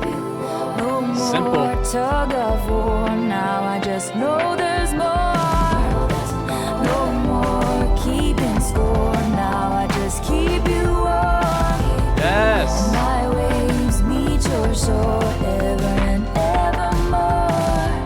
She Past said me. it. I always love to call it when they say the album name, but yes, it feels like we're moving on. I just keep okay. Clung to the nearest lips. Long story short, it was the wrong guy. Now I'm all about you. I'm all about you. Yeah. I'm all about you. No more keeping score now. I just keep you warm. So just simply enjoying each other's company. No more tug of war now. I just know there's more. So no more just like battling for your love and going back and forth. You know how it is. I just know there's more because there's so much more. No more keeping score. I just keep you warm. And my waves meet your shore ever and evermore past me. So, and my waves meet your shore. So is this like finding someone new, moving on, and going through that tough relationship that was bad? Let's just keep it long story short though. And then now my waves are meeting your shore. And she says something up here about like being, and I'm all about you. And then, no more tug of war, and I'll keep you warm. Like, so the simplicity of just like a new relationship starting. And I wanna tell you not to get lost in these petty things. Your nemesis will defeat themselves before you get the chance to swing. And he's passing by, rare as the glimmer of a comet in the sky. And he feels like home if the shoe Nice. fits, walking it everywhere you go. Yes. And I fell from the pedestal right down the rabbit hole. Long story short, it was a bad time. Pushed from the precipice, climbed right back up the cliff. Long story short, I survived. yes, you did. You survived. Hell yeah. And I truly think like we have to go through our hardest times to get to the good times.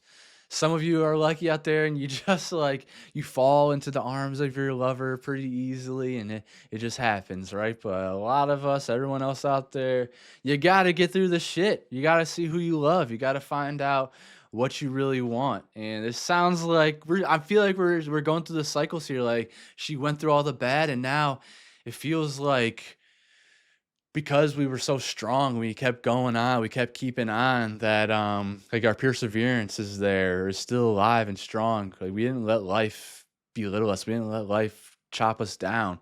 It feels like we're now getting to that happiness, we're getting to like a real love. Now I'm all about you. I'm all about you. Feels like a happy ending. I'm all about you. I'm all about you. Yeah.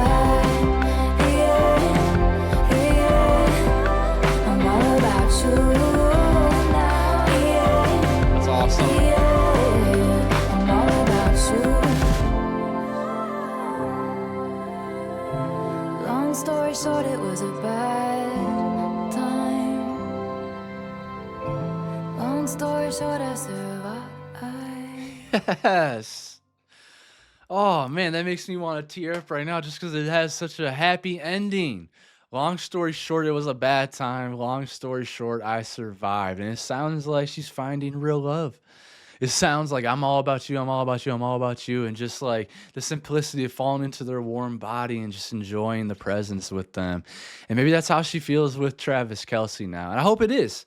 Everything I see of them, they always look so happy. Travis is a really good guy. I've been a big fan of his for a long time, so I feel like I know somewhat of him personally, at least through just like interviews and stuff like that. But who knows? I'm sure he has tons of skeletons in his closet as well. But my long-winded answer is just that I feel like they are really happy together. Every time I see her, she's smiling. Every time I see him, he's smiling. They talk about each other in the best possible ways.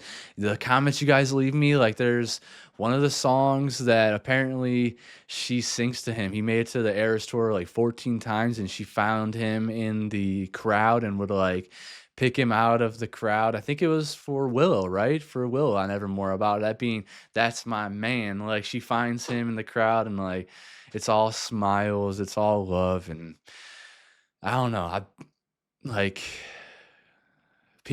people having happy endings, people just going through a lot of shit and the muck and like getting to a happy ending or getting to a good place in life, it always pulls on my heartstrings, as you can see. My eyes turning red just thinking about them being happy. So yeah, I'm really, really happy if that is at all what this means. Just because it feels like we're just moving out of like this toxic relationship. Like long story short, it was a bad time. But long story short, I survived. I'm good. And I'm moving on, baby. And again, like I really do truly think that time heals all or heals most, and it at least makes you, if you give yourself enough time and you work on things about you, life will taste better. From my own experience. Next track. Oh, Marjorie. Okay, so I need to go pull up the lyric video, so let me do that right quick. There we go. I'm assuming that's Marjorie, Taylor's grandmother. Now, I'm just going to preface before we even get into this, if this is about her grandmother, I need to be ready because I have a very, very close relationship with my mother's mom, my grandma on that side. Never got to meet my grandparents on my dad's side. He was adopted, and his adoptive parents died before I was, 2 years old, so didn't really get to meet them in that sense. I know memories, and I see pictures of them and stuff, so yeah, especially right now, like, grandmas are this is a very, very touchy subject for me, so let's get into it and see what is going on here. Never be so kind, you forget to be clever.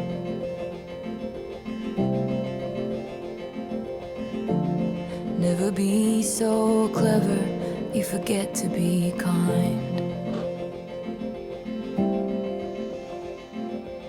I'm not gonna lie, just the first lyric, never be so kind, you forget to be clever. I think that definitely sums me up quite a bit sometimes. Sometimes I wake up and I said this in another video where I just feel so dumb because I wake up having like I have not forgot about the golden rules ever since I was taught those. Just being kind and treating others how you want to be treated. I wake up every day with that mindset, and whether I go through a really hard day of nasty people, which I've been around my fair share of really shitty people, and I'm still being swallowed by very shitty people in my life, and it's tough. So there's times where I come off so kind that I don't come off clever, and I come off like very dumb or maybe simple or just slow or whatever. But I promise you, I'm not, and I know that, and I have to be aware of that sometimes. So that's a good lyric to keep in my mind. Never be so kind, you forget to be clever. I don't know if that resonates with a lot of you as well, but never be so clever, you forget to be kind. Do not let anybody take advantage of your kindness is what I was kind of trying to say before too. Like, it's gonna happen.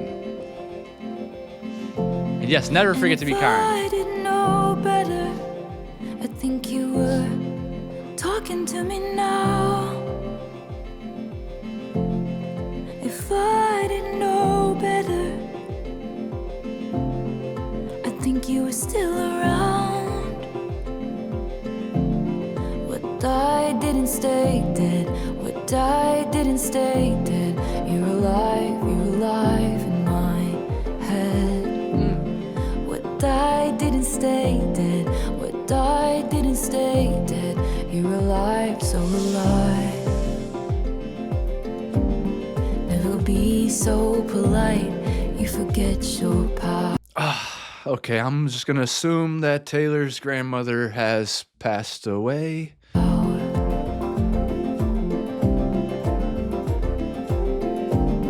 Never wield such power, you forget to be polite. 100%. And if I didn't know better, I think you were listening to me now. If I didn't know better, She's a star in Puerto Rico. Margaret J. Brink, Globe Democrat staff writer. Marjorie Finley. I think you were still around. What died didn't stay dead. What died didn't stay dead. You're alive in my head. What died didn't stay dead. What died didn't stay dead. You're alive, so alive. The autumn chill that wakes me up. You love the amber sky so much. Long limbs and frozen swims. You'd always go past where our feet could touch. And I complained the whole way there. The car ride back and up the stairs. I should have asked you questions. I should have asked you how to be. Asked you to write it down for me. Should have kept every grocery store receipt. Cause every scrap Oh of my you would God. be taken. My grandma's not even gone yet, and it's just like,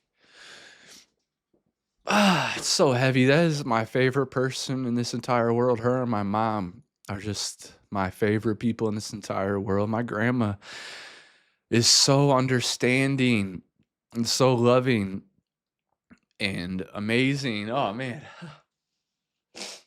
And her and my grandpa, shit, I mean, these past 10 years they've been going through it with cancer and broken bones and organs failing on them and all this stuff that just, it's so much.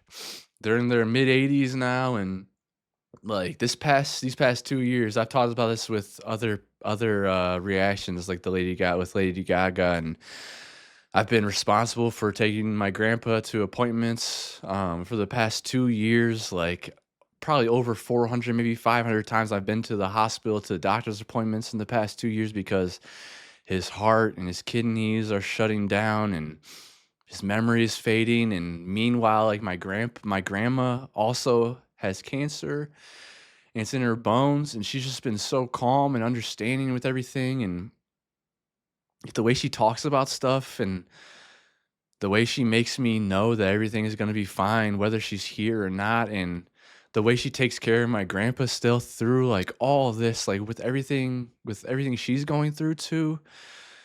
And I've seen it every single day, and it just feels like this, it feels like torture every day. But I'm trying to just be there for them and just like be present, have my 10 toes down, and take in every single thing that they say and that they do, and just like cherish these moments I have with them, because it doesn't feel like I have a lot of time left, and it hurts because I'm really close to them. My grandfather is like the only man that I know that has been like a great role model in my life. He's not a shitty person at all. And then my grandmother is just like the ultimate role model. She's where I get all my empathy from. She is who, like, my entire life, I've molded my personality around her because I wanna be like her so bad.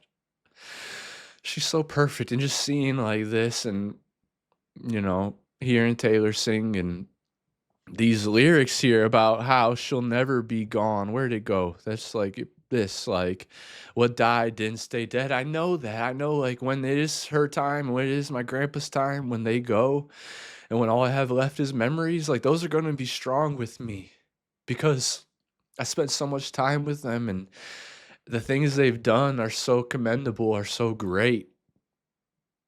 I don't have a lot of family. I'm not close with a lot of my family, especially like my immediate family. Besides like my sister, my niece, and my mom, I'm not that close to my brothers. I'm not that close to my dad. I'm not that close to the uncle I have left or the aunts that I have. Kind of close to one aunt, but yeah, it's my grandma. My grandma is that beacon of light along with my mom. Like they're two beacons of light that, man, like I swear every night I put my head down on the pillow and it just stresses me out thinking about how much time I have left with them because you don't know. But this line here, what died didn't stay dead. Like it is comforting, but also like heartbreaking because I know that day is gonna happen. It's gonna shatter me.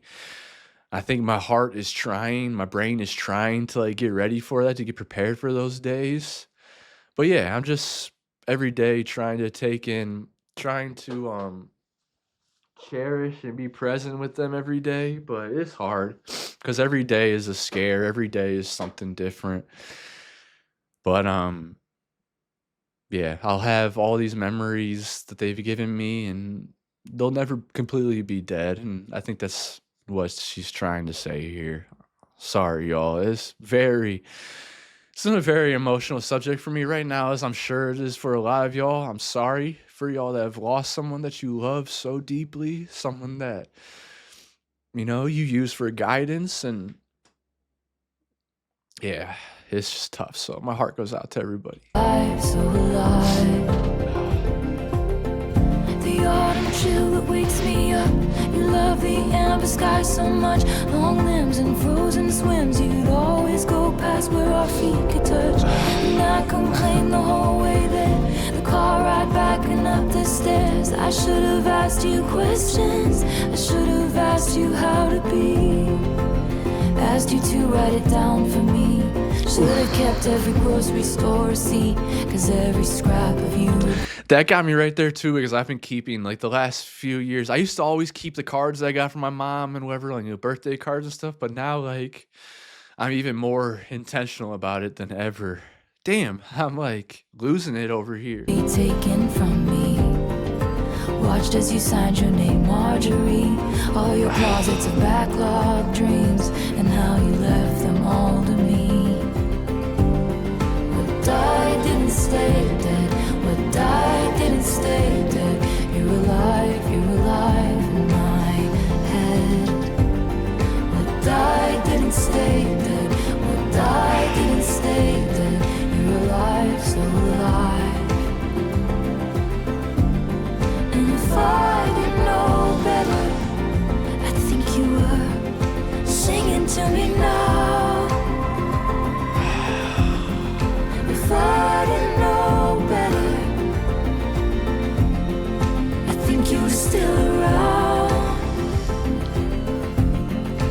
I know better, but I still feel you all around. She's pretty. I know better, Aw. but you're still around.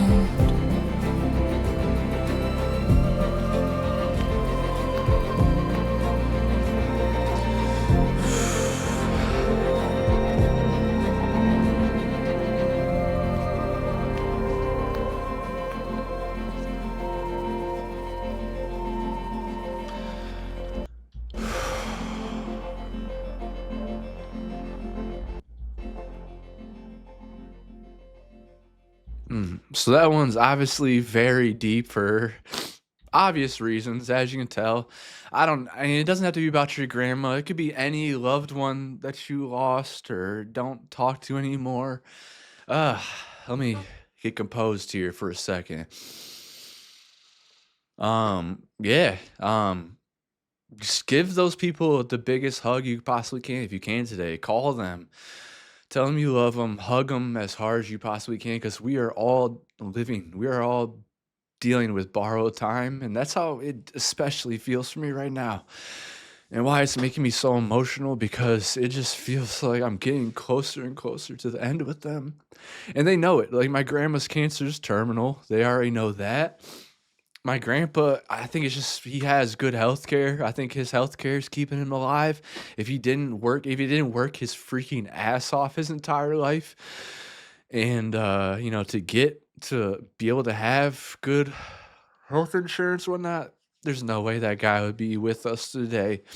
There's no way. This stuff is so expensive. Shit, the medication my grandma has to take if she didn't have good health insurance from being a nurse and working her ass off her entire life, she would be gone too because this stuff is like $16,000 per treatment, like every couple weeks or whatever. And who the fuck has the money to afford that? I'm sorry, I'm like rambling, going off, but this could resonate. This could be relevant to so many different people. To you, I also lost my uncle in 2020. My uncle Al, who I said a couple minutes ago that I only had my grandpa, but I was wrong. Like I misspoke. I had my uncle Alice too. He passed away from cancer as well, and he was another one who just like fantastic man. Did everything he possibly could for his children. Loved my aunt Robin so freaking much. He, like this couple I barely ever saw argue. They're the couple of them and my grandparents. Like my grandparents have been married for 62 years this year. And then they would be married for, I think they would be approaching like their 30 something this year. So, and the way they talked to each other, the way they looked at each other, and my aunt is still dealing with it. 5 years later, she's always going to be dealing with it. That was her soulmate. So, yeah, like I had him as a great role model as well.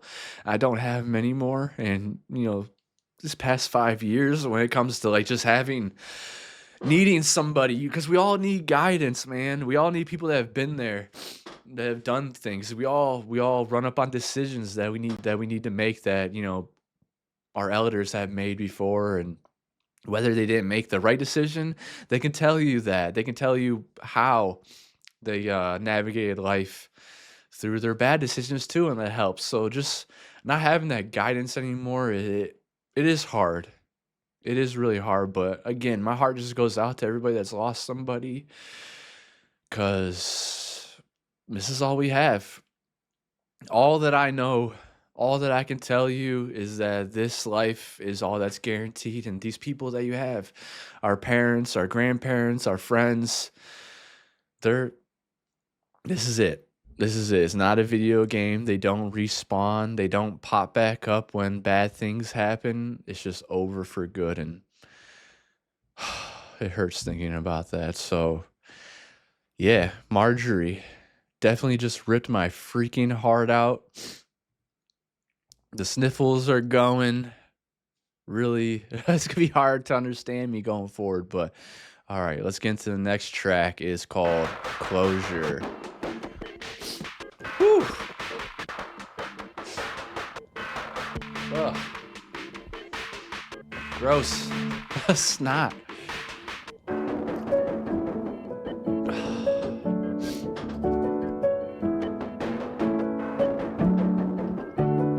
It's been a long time, and seeing the shape of your name still spells out pain.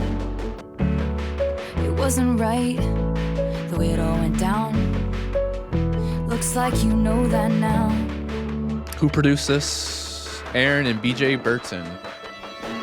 Yes, I got your letter. Yes, I'm doing better. It cut deep. Hold on. Why is she talking with a British accent now?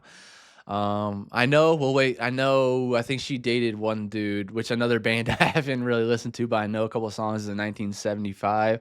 Is she? Looks like you know that now. Is she impersonating Matty Healy? I don't even know if he's even British. Actually, let me take that back.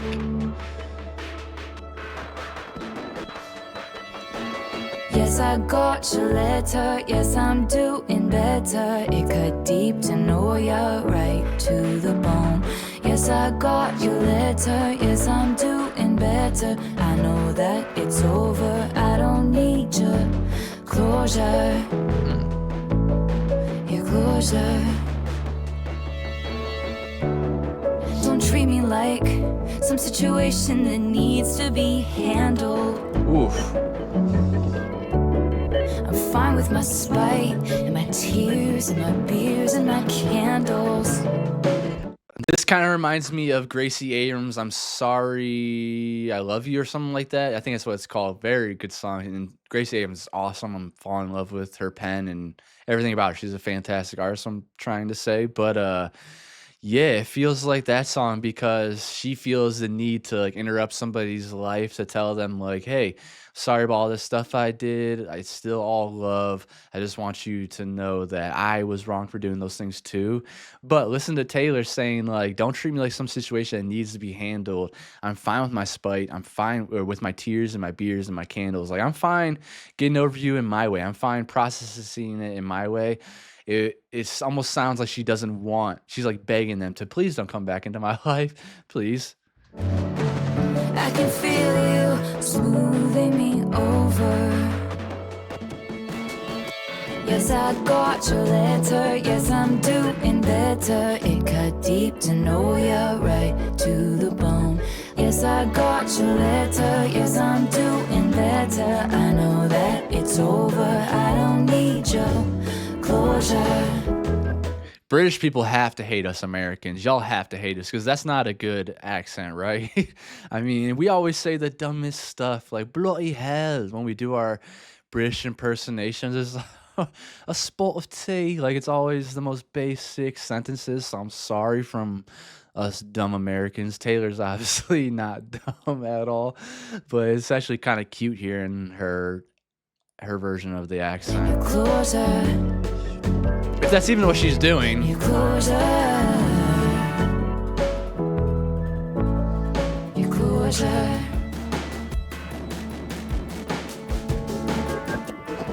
I know I'm just a wrinkle in your new life. Staying friends would iron it out so nice. Guilty, guilty, reaching out across the sea that you put between you and me.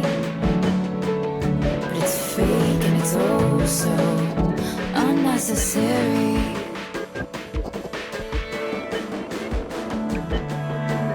Yes, I got your letter. Yes, I'm doing better. It cut deep to know ya, right to the bone. Yes, I got your letter. Yes, I'm doing better. I know that it's over. I don't need your closure. Closure. Nice. Your closure. Nice. Your closure. Nice. This sounds like a song of actually self-value, self-worth, like not letting that person come back around when they may have treated you in a not so savory way. That's one way to deal with rejection. Ooh, we have the album title. This is called Evermore featuring Bon Iver. And I gotta say, just hearing the two freaking chords played or piano, piano keys touched, it sounds like their other song, which is Exile, right? Let's start this over now that I know it is Bon Iver. William Bowery. Damn you, Joe Allen. Leave us alone. It's like, if you guys are cool, that's cool.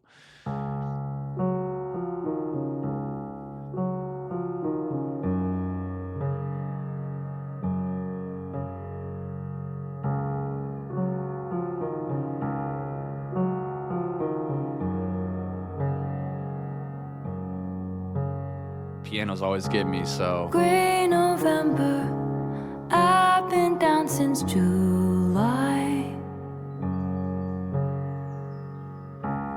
Motion capture put me in a bad light. Green screen. I replay my footsteps footsteps on each stepping stone, trying to find the one where I went wrong. Writing letters addressed to the fire. So writing letters, you're just gonna throw in the fire, just gonna burn them anyways.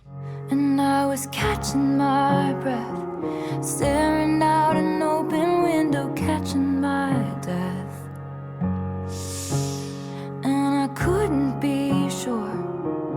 I had a feeling so peculiar that this pain would be forevermore.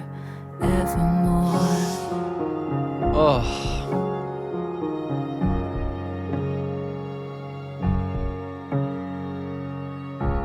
Hey December, guess I'm feeling unmoored. Ooh, that's a word I actually don't know. Let me check into my dictionary. Unmoored is of a vessel not or no longer attached to a mooring. Insecure, confused, or lacking contact with reality. This freedom can make people feel unmoored. So confused, lacking contact with reality. Good to know. So she's feeling... Can't remember Okay. what I used to fight for. I rewind the tape, but all it does is pause on the very moment all was lost. Damn. Sending signals to be double-crossed. And I was catching my breath, barefoot in the wildest winter, catching my death. I swear there's a song where she sings, and I was catching my breath, where she sings with that same cadence to it. What song is that? Tallest tiptoe. Mirror ball, right? It's mirror ball. It sounds like mirror ball. And tallest tiptoe. Back to you. Wait, no, that's not.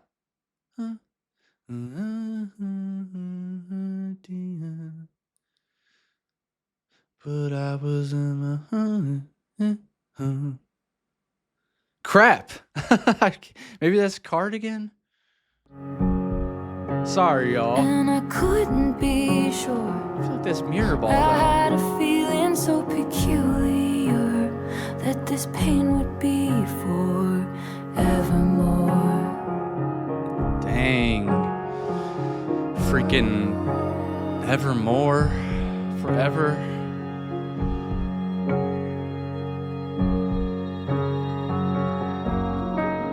Cannot think of all the cost, all the things that will be lost.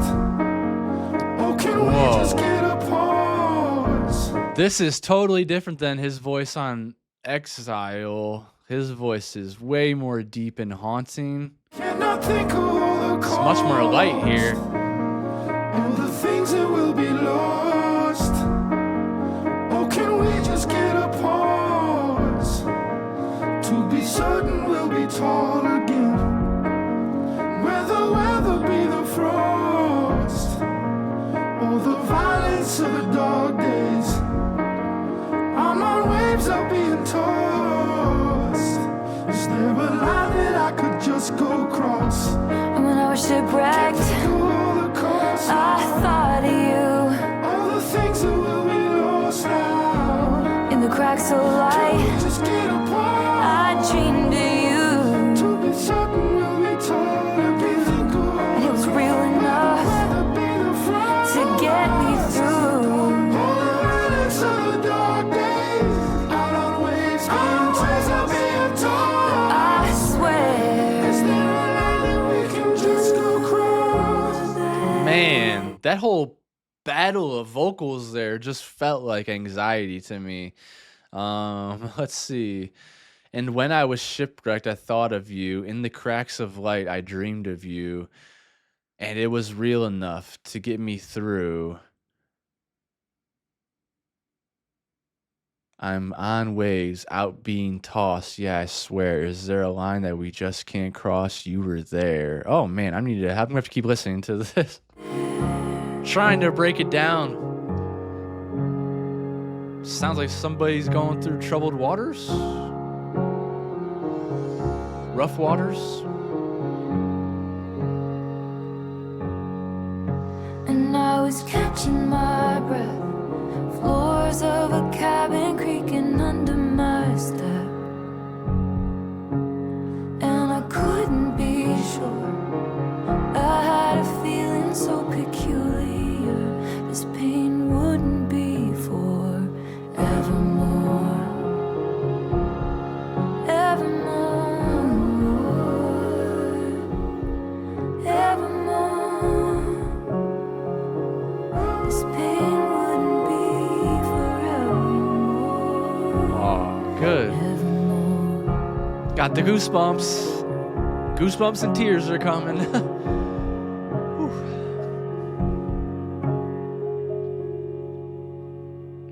That's a great message at the end. And I couldn't be sure. I had a feeling so peculiar. This pain wouldn't be forevermore, evermore, evermore. This pain wouldn't be forevermore. I truly believe in that.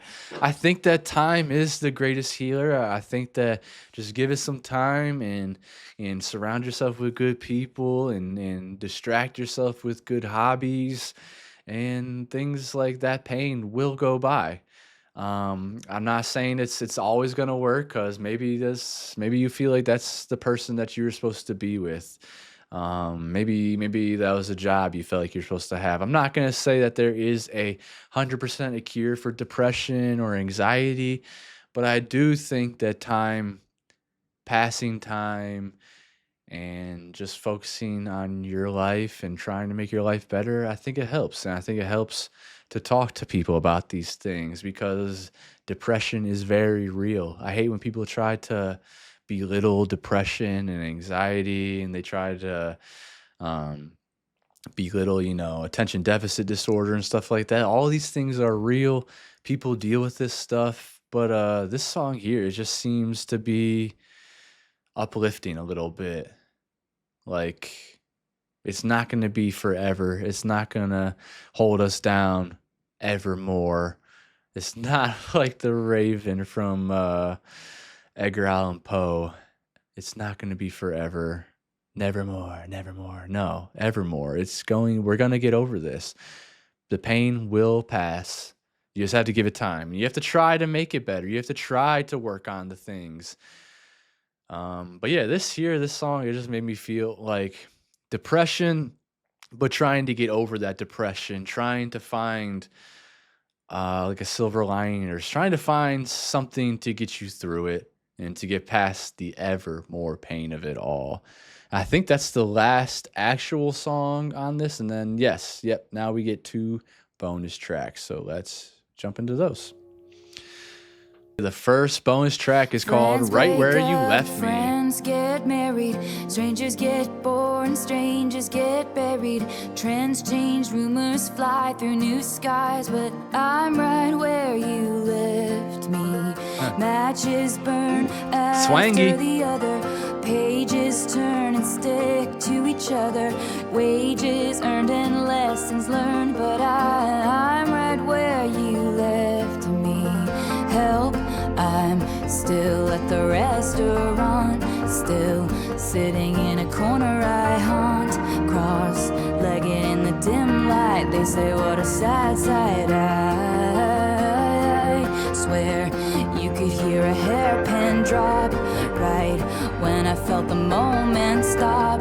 Glass shattered on the white cloth. This song, very country. That production on it, okay, it's Aaron Dessner, and nobody else on there. But yeah, it has that. I'm not sure what instrument that is that country art. excuse me, that country artists use, but it has that twanginess to it. Everybody moved on. I stayed there, dust collected on my pinned up hair. They expected me to find somewhere, some perspective, but I sat and stared right where you left me. You They stuck. left me, no. You left me, no. You left me no choice but to stay here forever. You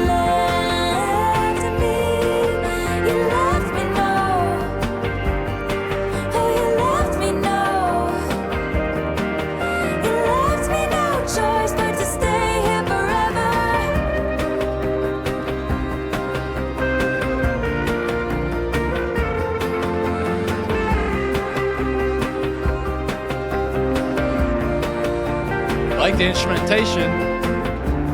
Did you ever hear about the girl who got frozen? Time went on for everybody else, she won't know it. She's still 23, inside her fantasy, how it was supposed to be. Did you hear about the girl who lives in delusion? Breakups happen every day, you don't have to lose it. She's still 23, inside her fantasy, and you're sitting in front of me at the restaurant when I was still the one you want. Damn. Cross-legged in the dim light. Okay, so this person that's singing from this perspective, they sound like they're stuck. Everyone else kind of moved on, and they're still stuck here, maybe in their hometown or the town that they last left, that this person left, that they're singing to. But yeah, just not kind of like a failure to launch, just not picking up and moving on. Everything was just right. I could feel the mascara run. You told me that you met someone. Glass shattered on the white cloth. Everybody moved on. Help, I'm still at the restaurant. Still sitting in a corner I haunt. Cross-legged in a dim light. You say what a sad sight. I stayed I never there, understood that. dressed. I never understood why people care that people stay home at their hometowns too. I mean, where I grew up, like, yeah, it's a problem. People, if you visit back, they think you're stuck there. If you still live there, they think you're stuck there. Like, what's wrong with having hometown pride? What's wrong with like being, happy with those roots there? I know a lot of people that are still happy living in my hometown, and I love those people. They make me happy that they have pride in our hometown and they don't talk shit about it, and they genuinely love being there, and they love giving back to it. Like, imagine that. Imagine if we had more people that actually cared and, loved their hometown, had more hometown pride, then you probably wouldn't feel so bad about your hometown in the first place. There'd probably be more going on in it and whatever. I know that's a bit of a fever dream. Some of our hometowns suck. There is parts of my hometown that definitely sucks. But yeah, for the most part, I try to keep it in a good light because I did grow up there, and it made me. It has a big part of shaping me and molding me into the person I am today. That's for sure. But I got out of there, and I've traveled around the country, and I've lived in different parts of my home state. So I've gone around, but I never liked that whole help. I'm still at the restaurant, still sitting in a corner I haunt, cross-legged in the dim light. They say, what a sad sight. I never understood that part. I never understood why people care that people stayed behind, because maybe they have family there too. Like my family still lives in my hometown, so I get to go back to my hometown like every day to go if I want to go visit my niece, my sister, my mom, my dad. So my grandparents, they live in their hometown still. So I don't know, a lot of people just kind of stayed, they planted roots there, and it's, for me, I like going back and seeing people, and at least some people. Collected on my pinned up hair. I'm sure that you got a wife out there. Kids and Christmas, but I'm unaware, 'cause I'm right where I cause no harm. Mind my business. If I love died young, I can't bear witness, and it's been so long that if you ever think you got it wrong, I'm right where you left me. You left me, no. Shout out to her vocal on this.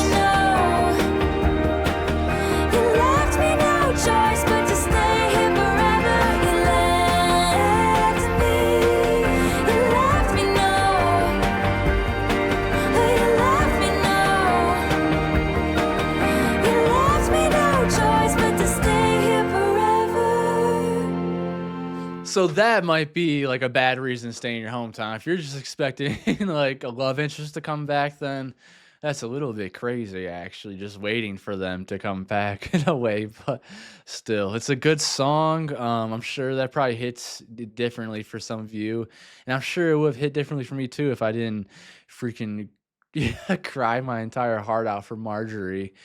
just I'm still like stuck on that song. I'm like thinking of my grandma during all of these songs still and how I'm about to go visit her after I'm done with this.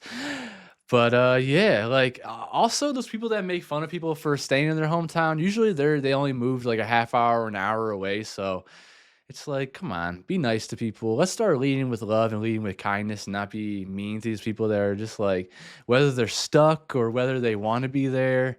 Let's just start leading with love and be kind because they want to be there. So what's it bothering you? Don't be mean to them when you see them. The last track on the album, It's Time to Go. When the dinner is cold and the chatter gets old, you ask for the tab. Oh, that moment again, he's insisting that friends look at each other like that. When the words of a sister come back in whispers that prove she was not, in fact, what she seemed, not a twin from your dreams, she's a crook who was caught. That old familiar body ache that snaps from the same little breaks in your soul. Man, You know when it's I can't be the only one. Like this has to be one of the reasons why she's so popular, why she's so famous. Like the storytelling obviously is amazing, but don't you guys just see everything she's singing? Like it all just paints a portrait for itself. I don't even have to be that imaginative sometimes. Like a lot of times she is just so damn good. She's a crook who has caught that old familiar body ache, the snaps from the same little breaks in your soul. You know when it's time to go. Like I'm picturing all these different images for that, and I love how vivid they are. time to go.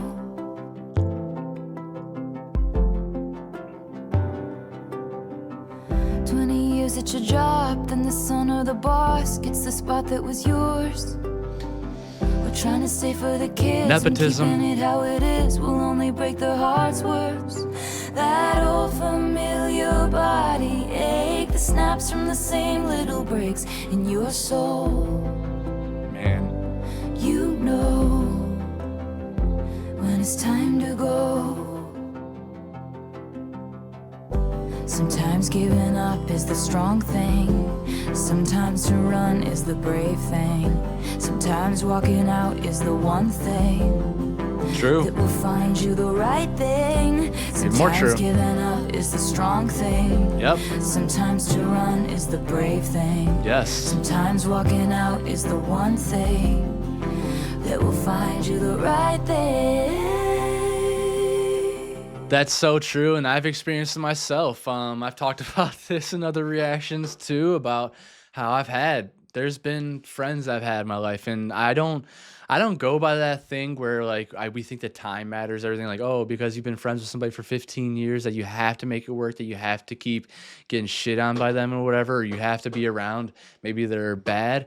I've had a couple friends like that where I've had to move on from, where I was friends with them for a long time, but then they turned into shitty people. Whether, I have some that I found out that they were being abusive in the relationship, physically abusive and mentally abusive. I don't like the way some of them talk about certain things. I don't like the way they talk about, certain rights for people. I don't like how shallow they are. Like if you were to talk about something deep, something that needs to be talked about, then it's just kind of like going in one ear out the other. They're kind of just people that just want to have fun 24/7, and those aren't people for me. So yeah, I figured out I had to run. Like I tried to talk to them, we tried to tell them the pain points and whatever, and that didn't do anything. It only made it worse. So that made me, and that made me feel like I had to run, and I ran away from that. And because I freed up my mind from that, like I freed up all that negativity that was being put in my brain, I freed up all the opinions of them that were in my brain. Like there's so much more RAM. Like I think of like a computer. There's more RAM now in my brain, free for me to experience life more now.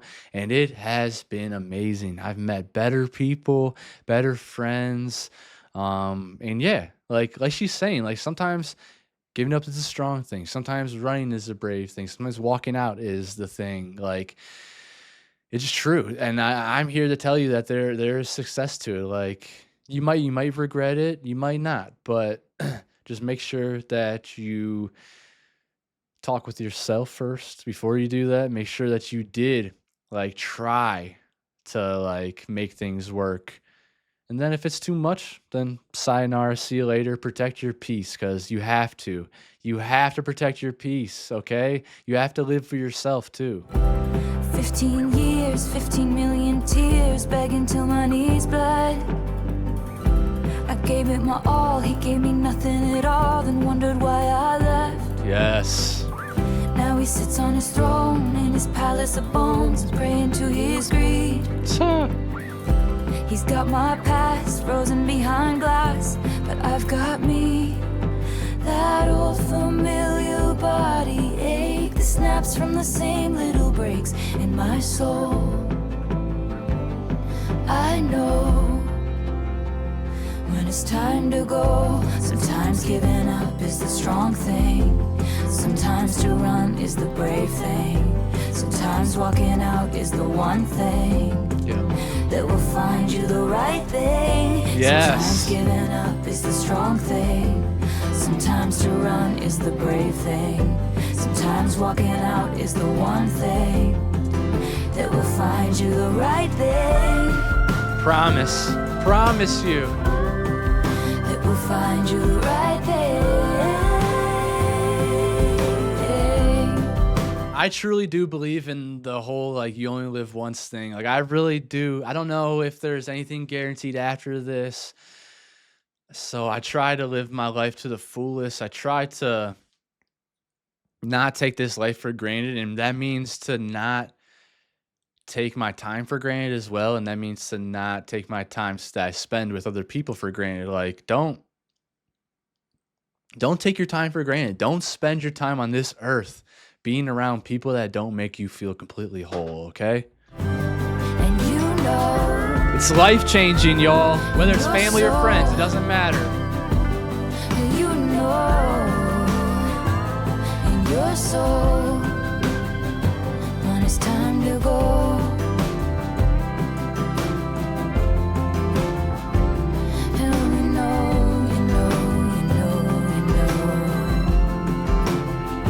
when it's time to go.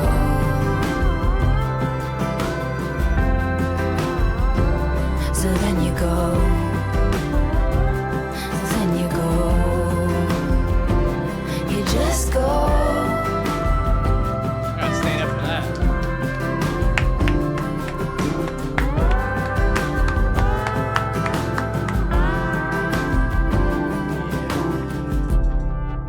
It's a great message. Who produced this one? Aaron Desner, of course.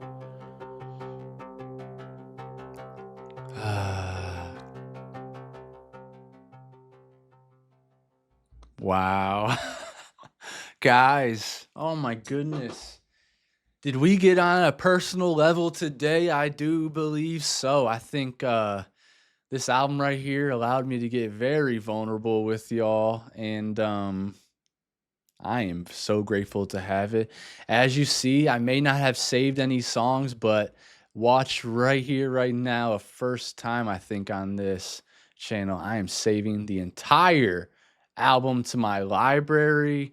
Oh my goodness. I think I need to listen to this album like 3 more times to make sure I get like everything down, all the meanings down, like let it really resonate with me. But I'm just on the first listen. I mean, the second song had me tearing up and ready to cry my eyes completely out.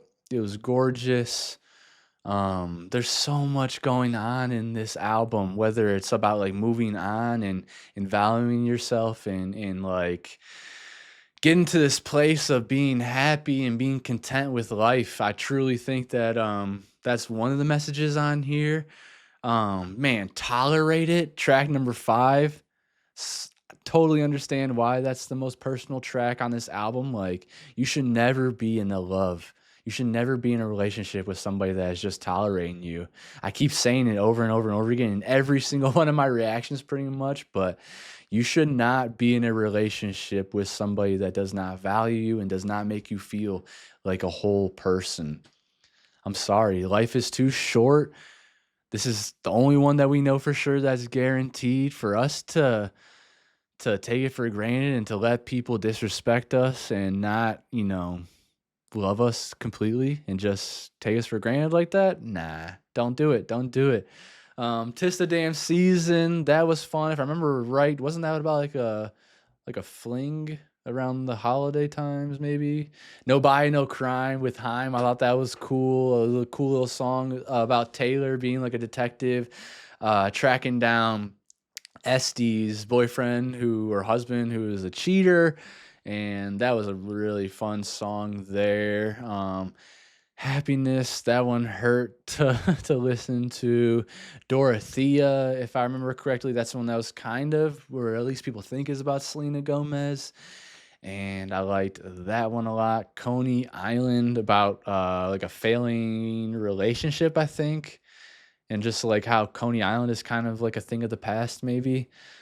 Ivy was messy. That was a messy ass song about an affair where it seemed like Taylor was happy in her marriage, or whoever this character is, I guess. Like I said before, these aren't all autobiographical, so I can't just say it's Taylor feeling these things, but that character that was being loved, that was in a marriage, but then also being loved by this other person who was just spreading their ivy throughout the relationship. Wow, that was messy. Cowboy Like Me, I can't quite remember what exactly that was about. I'm sure if I start hearing the songs, or if I start hearing the song, if I remember right, it was like a dude in the corner, a dark corner. There's like a they're like I can't talk now.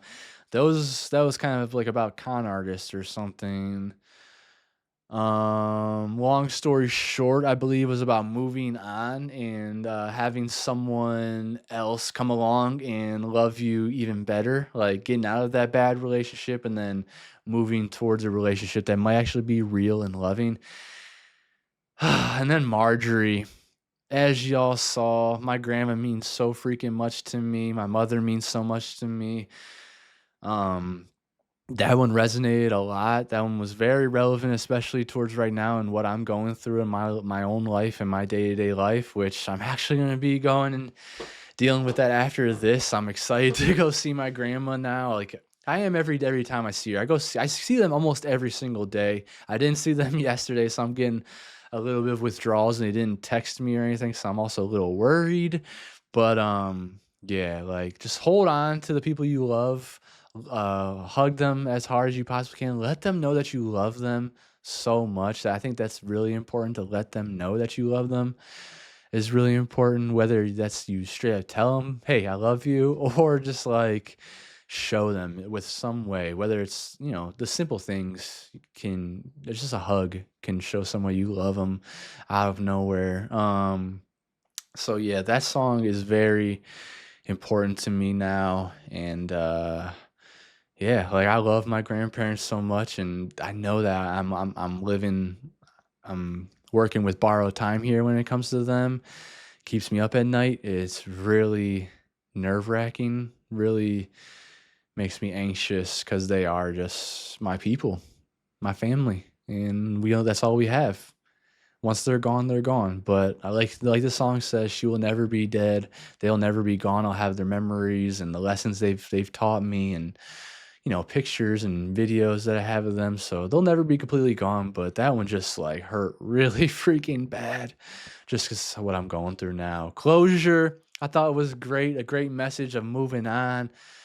Evermore, I'm gonna have to go back into that one. I'm pretty sure, if I remember correctly, that was more so about depression and anxiety.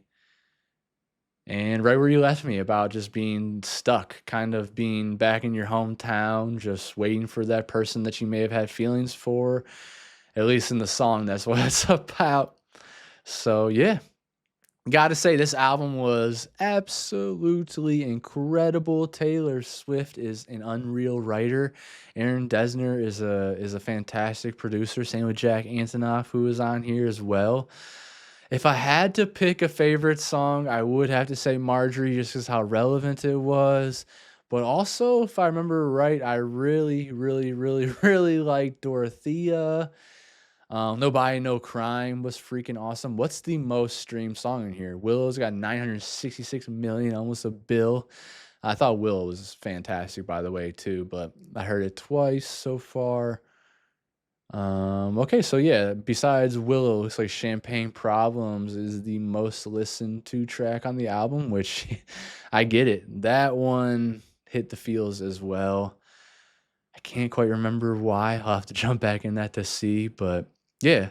Let me know what you thought about this album. Let me know what you thought about my reaction. Please, if there's anything I missed, please do not feel afraid to leave me a comment. I try to get back to all my comments. I read every comment.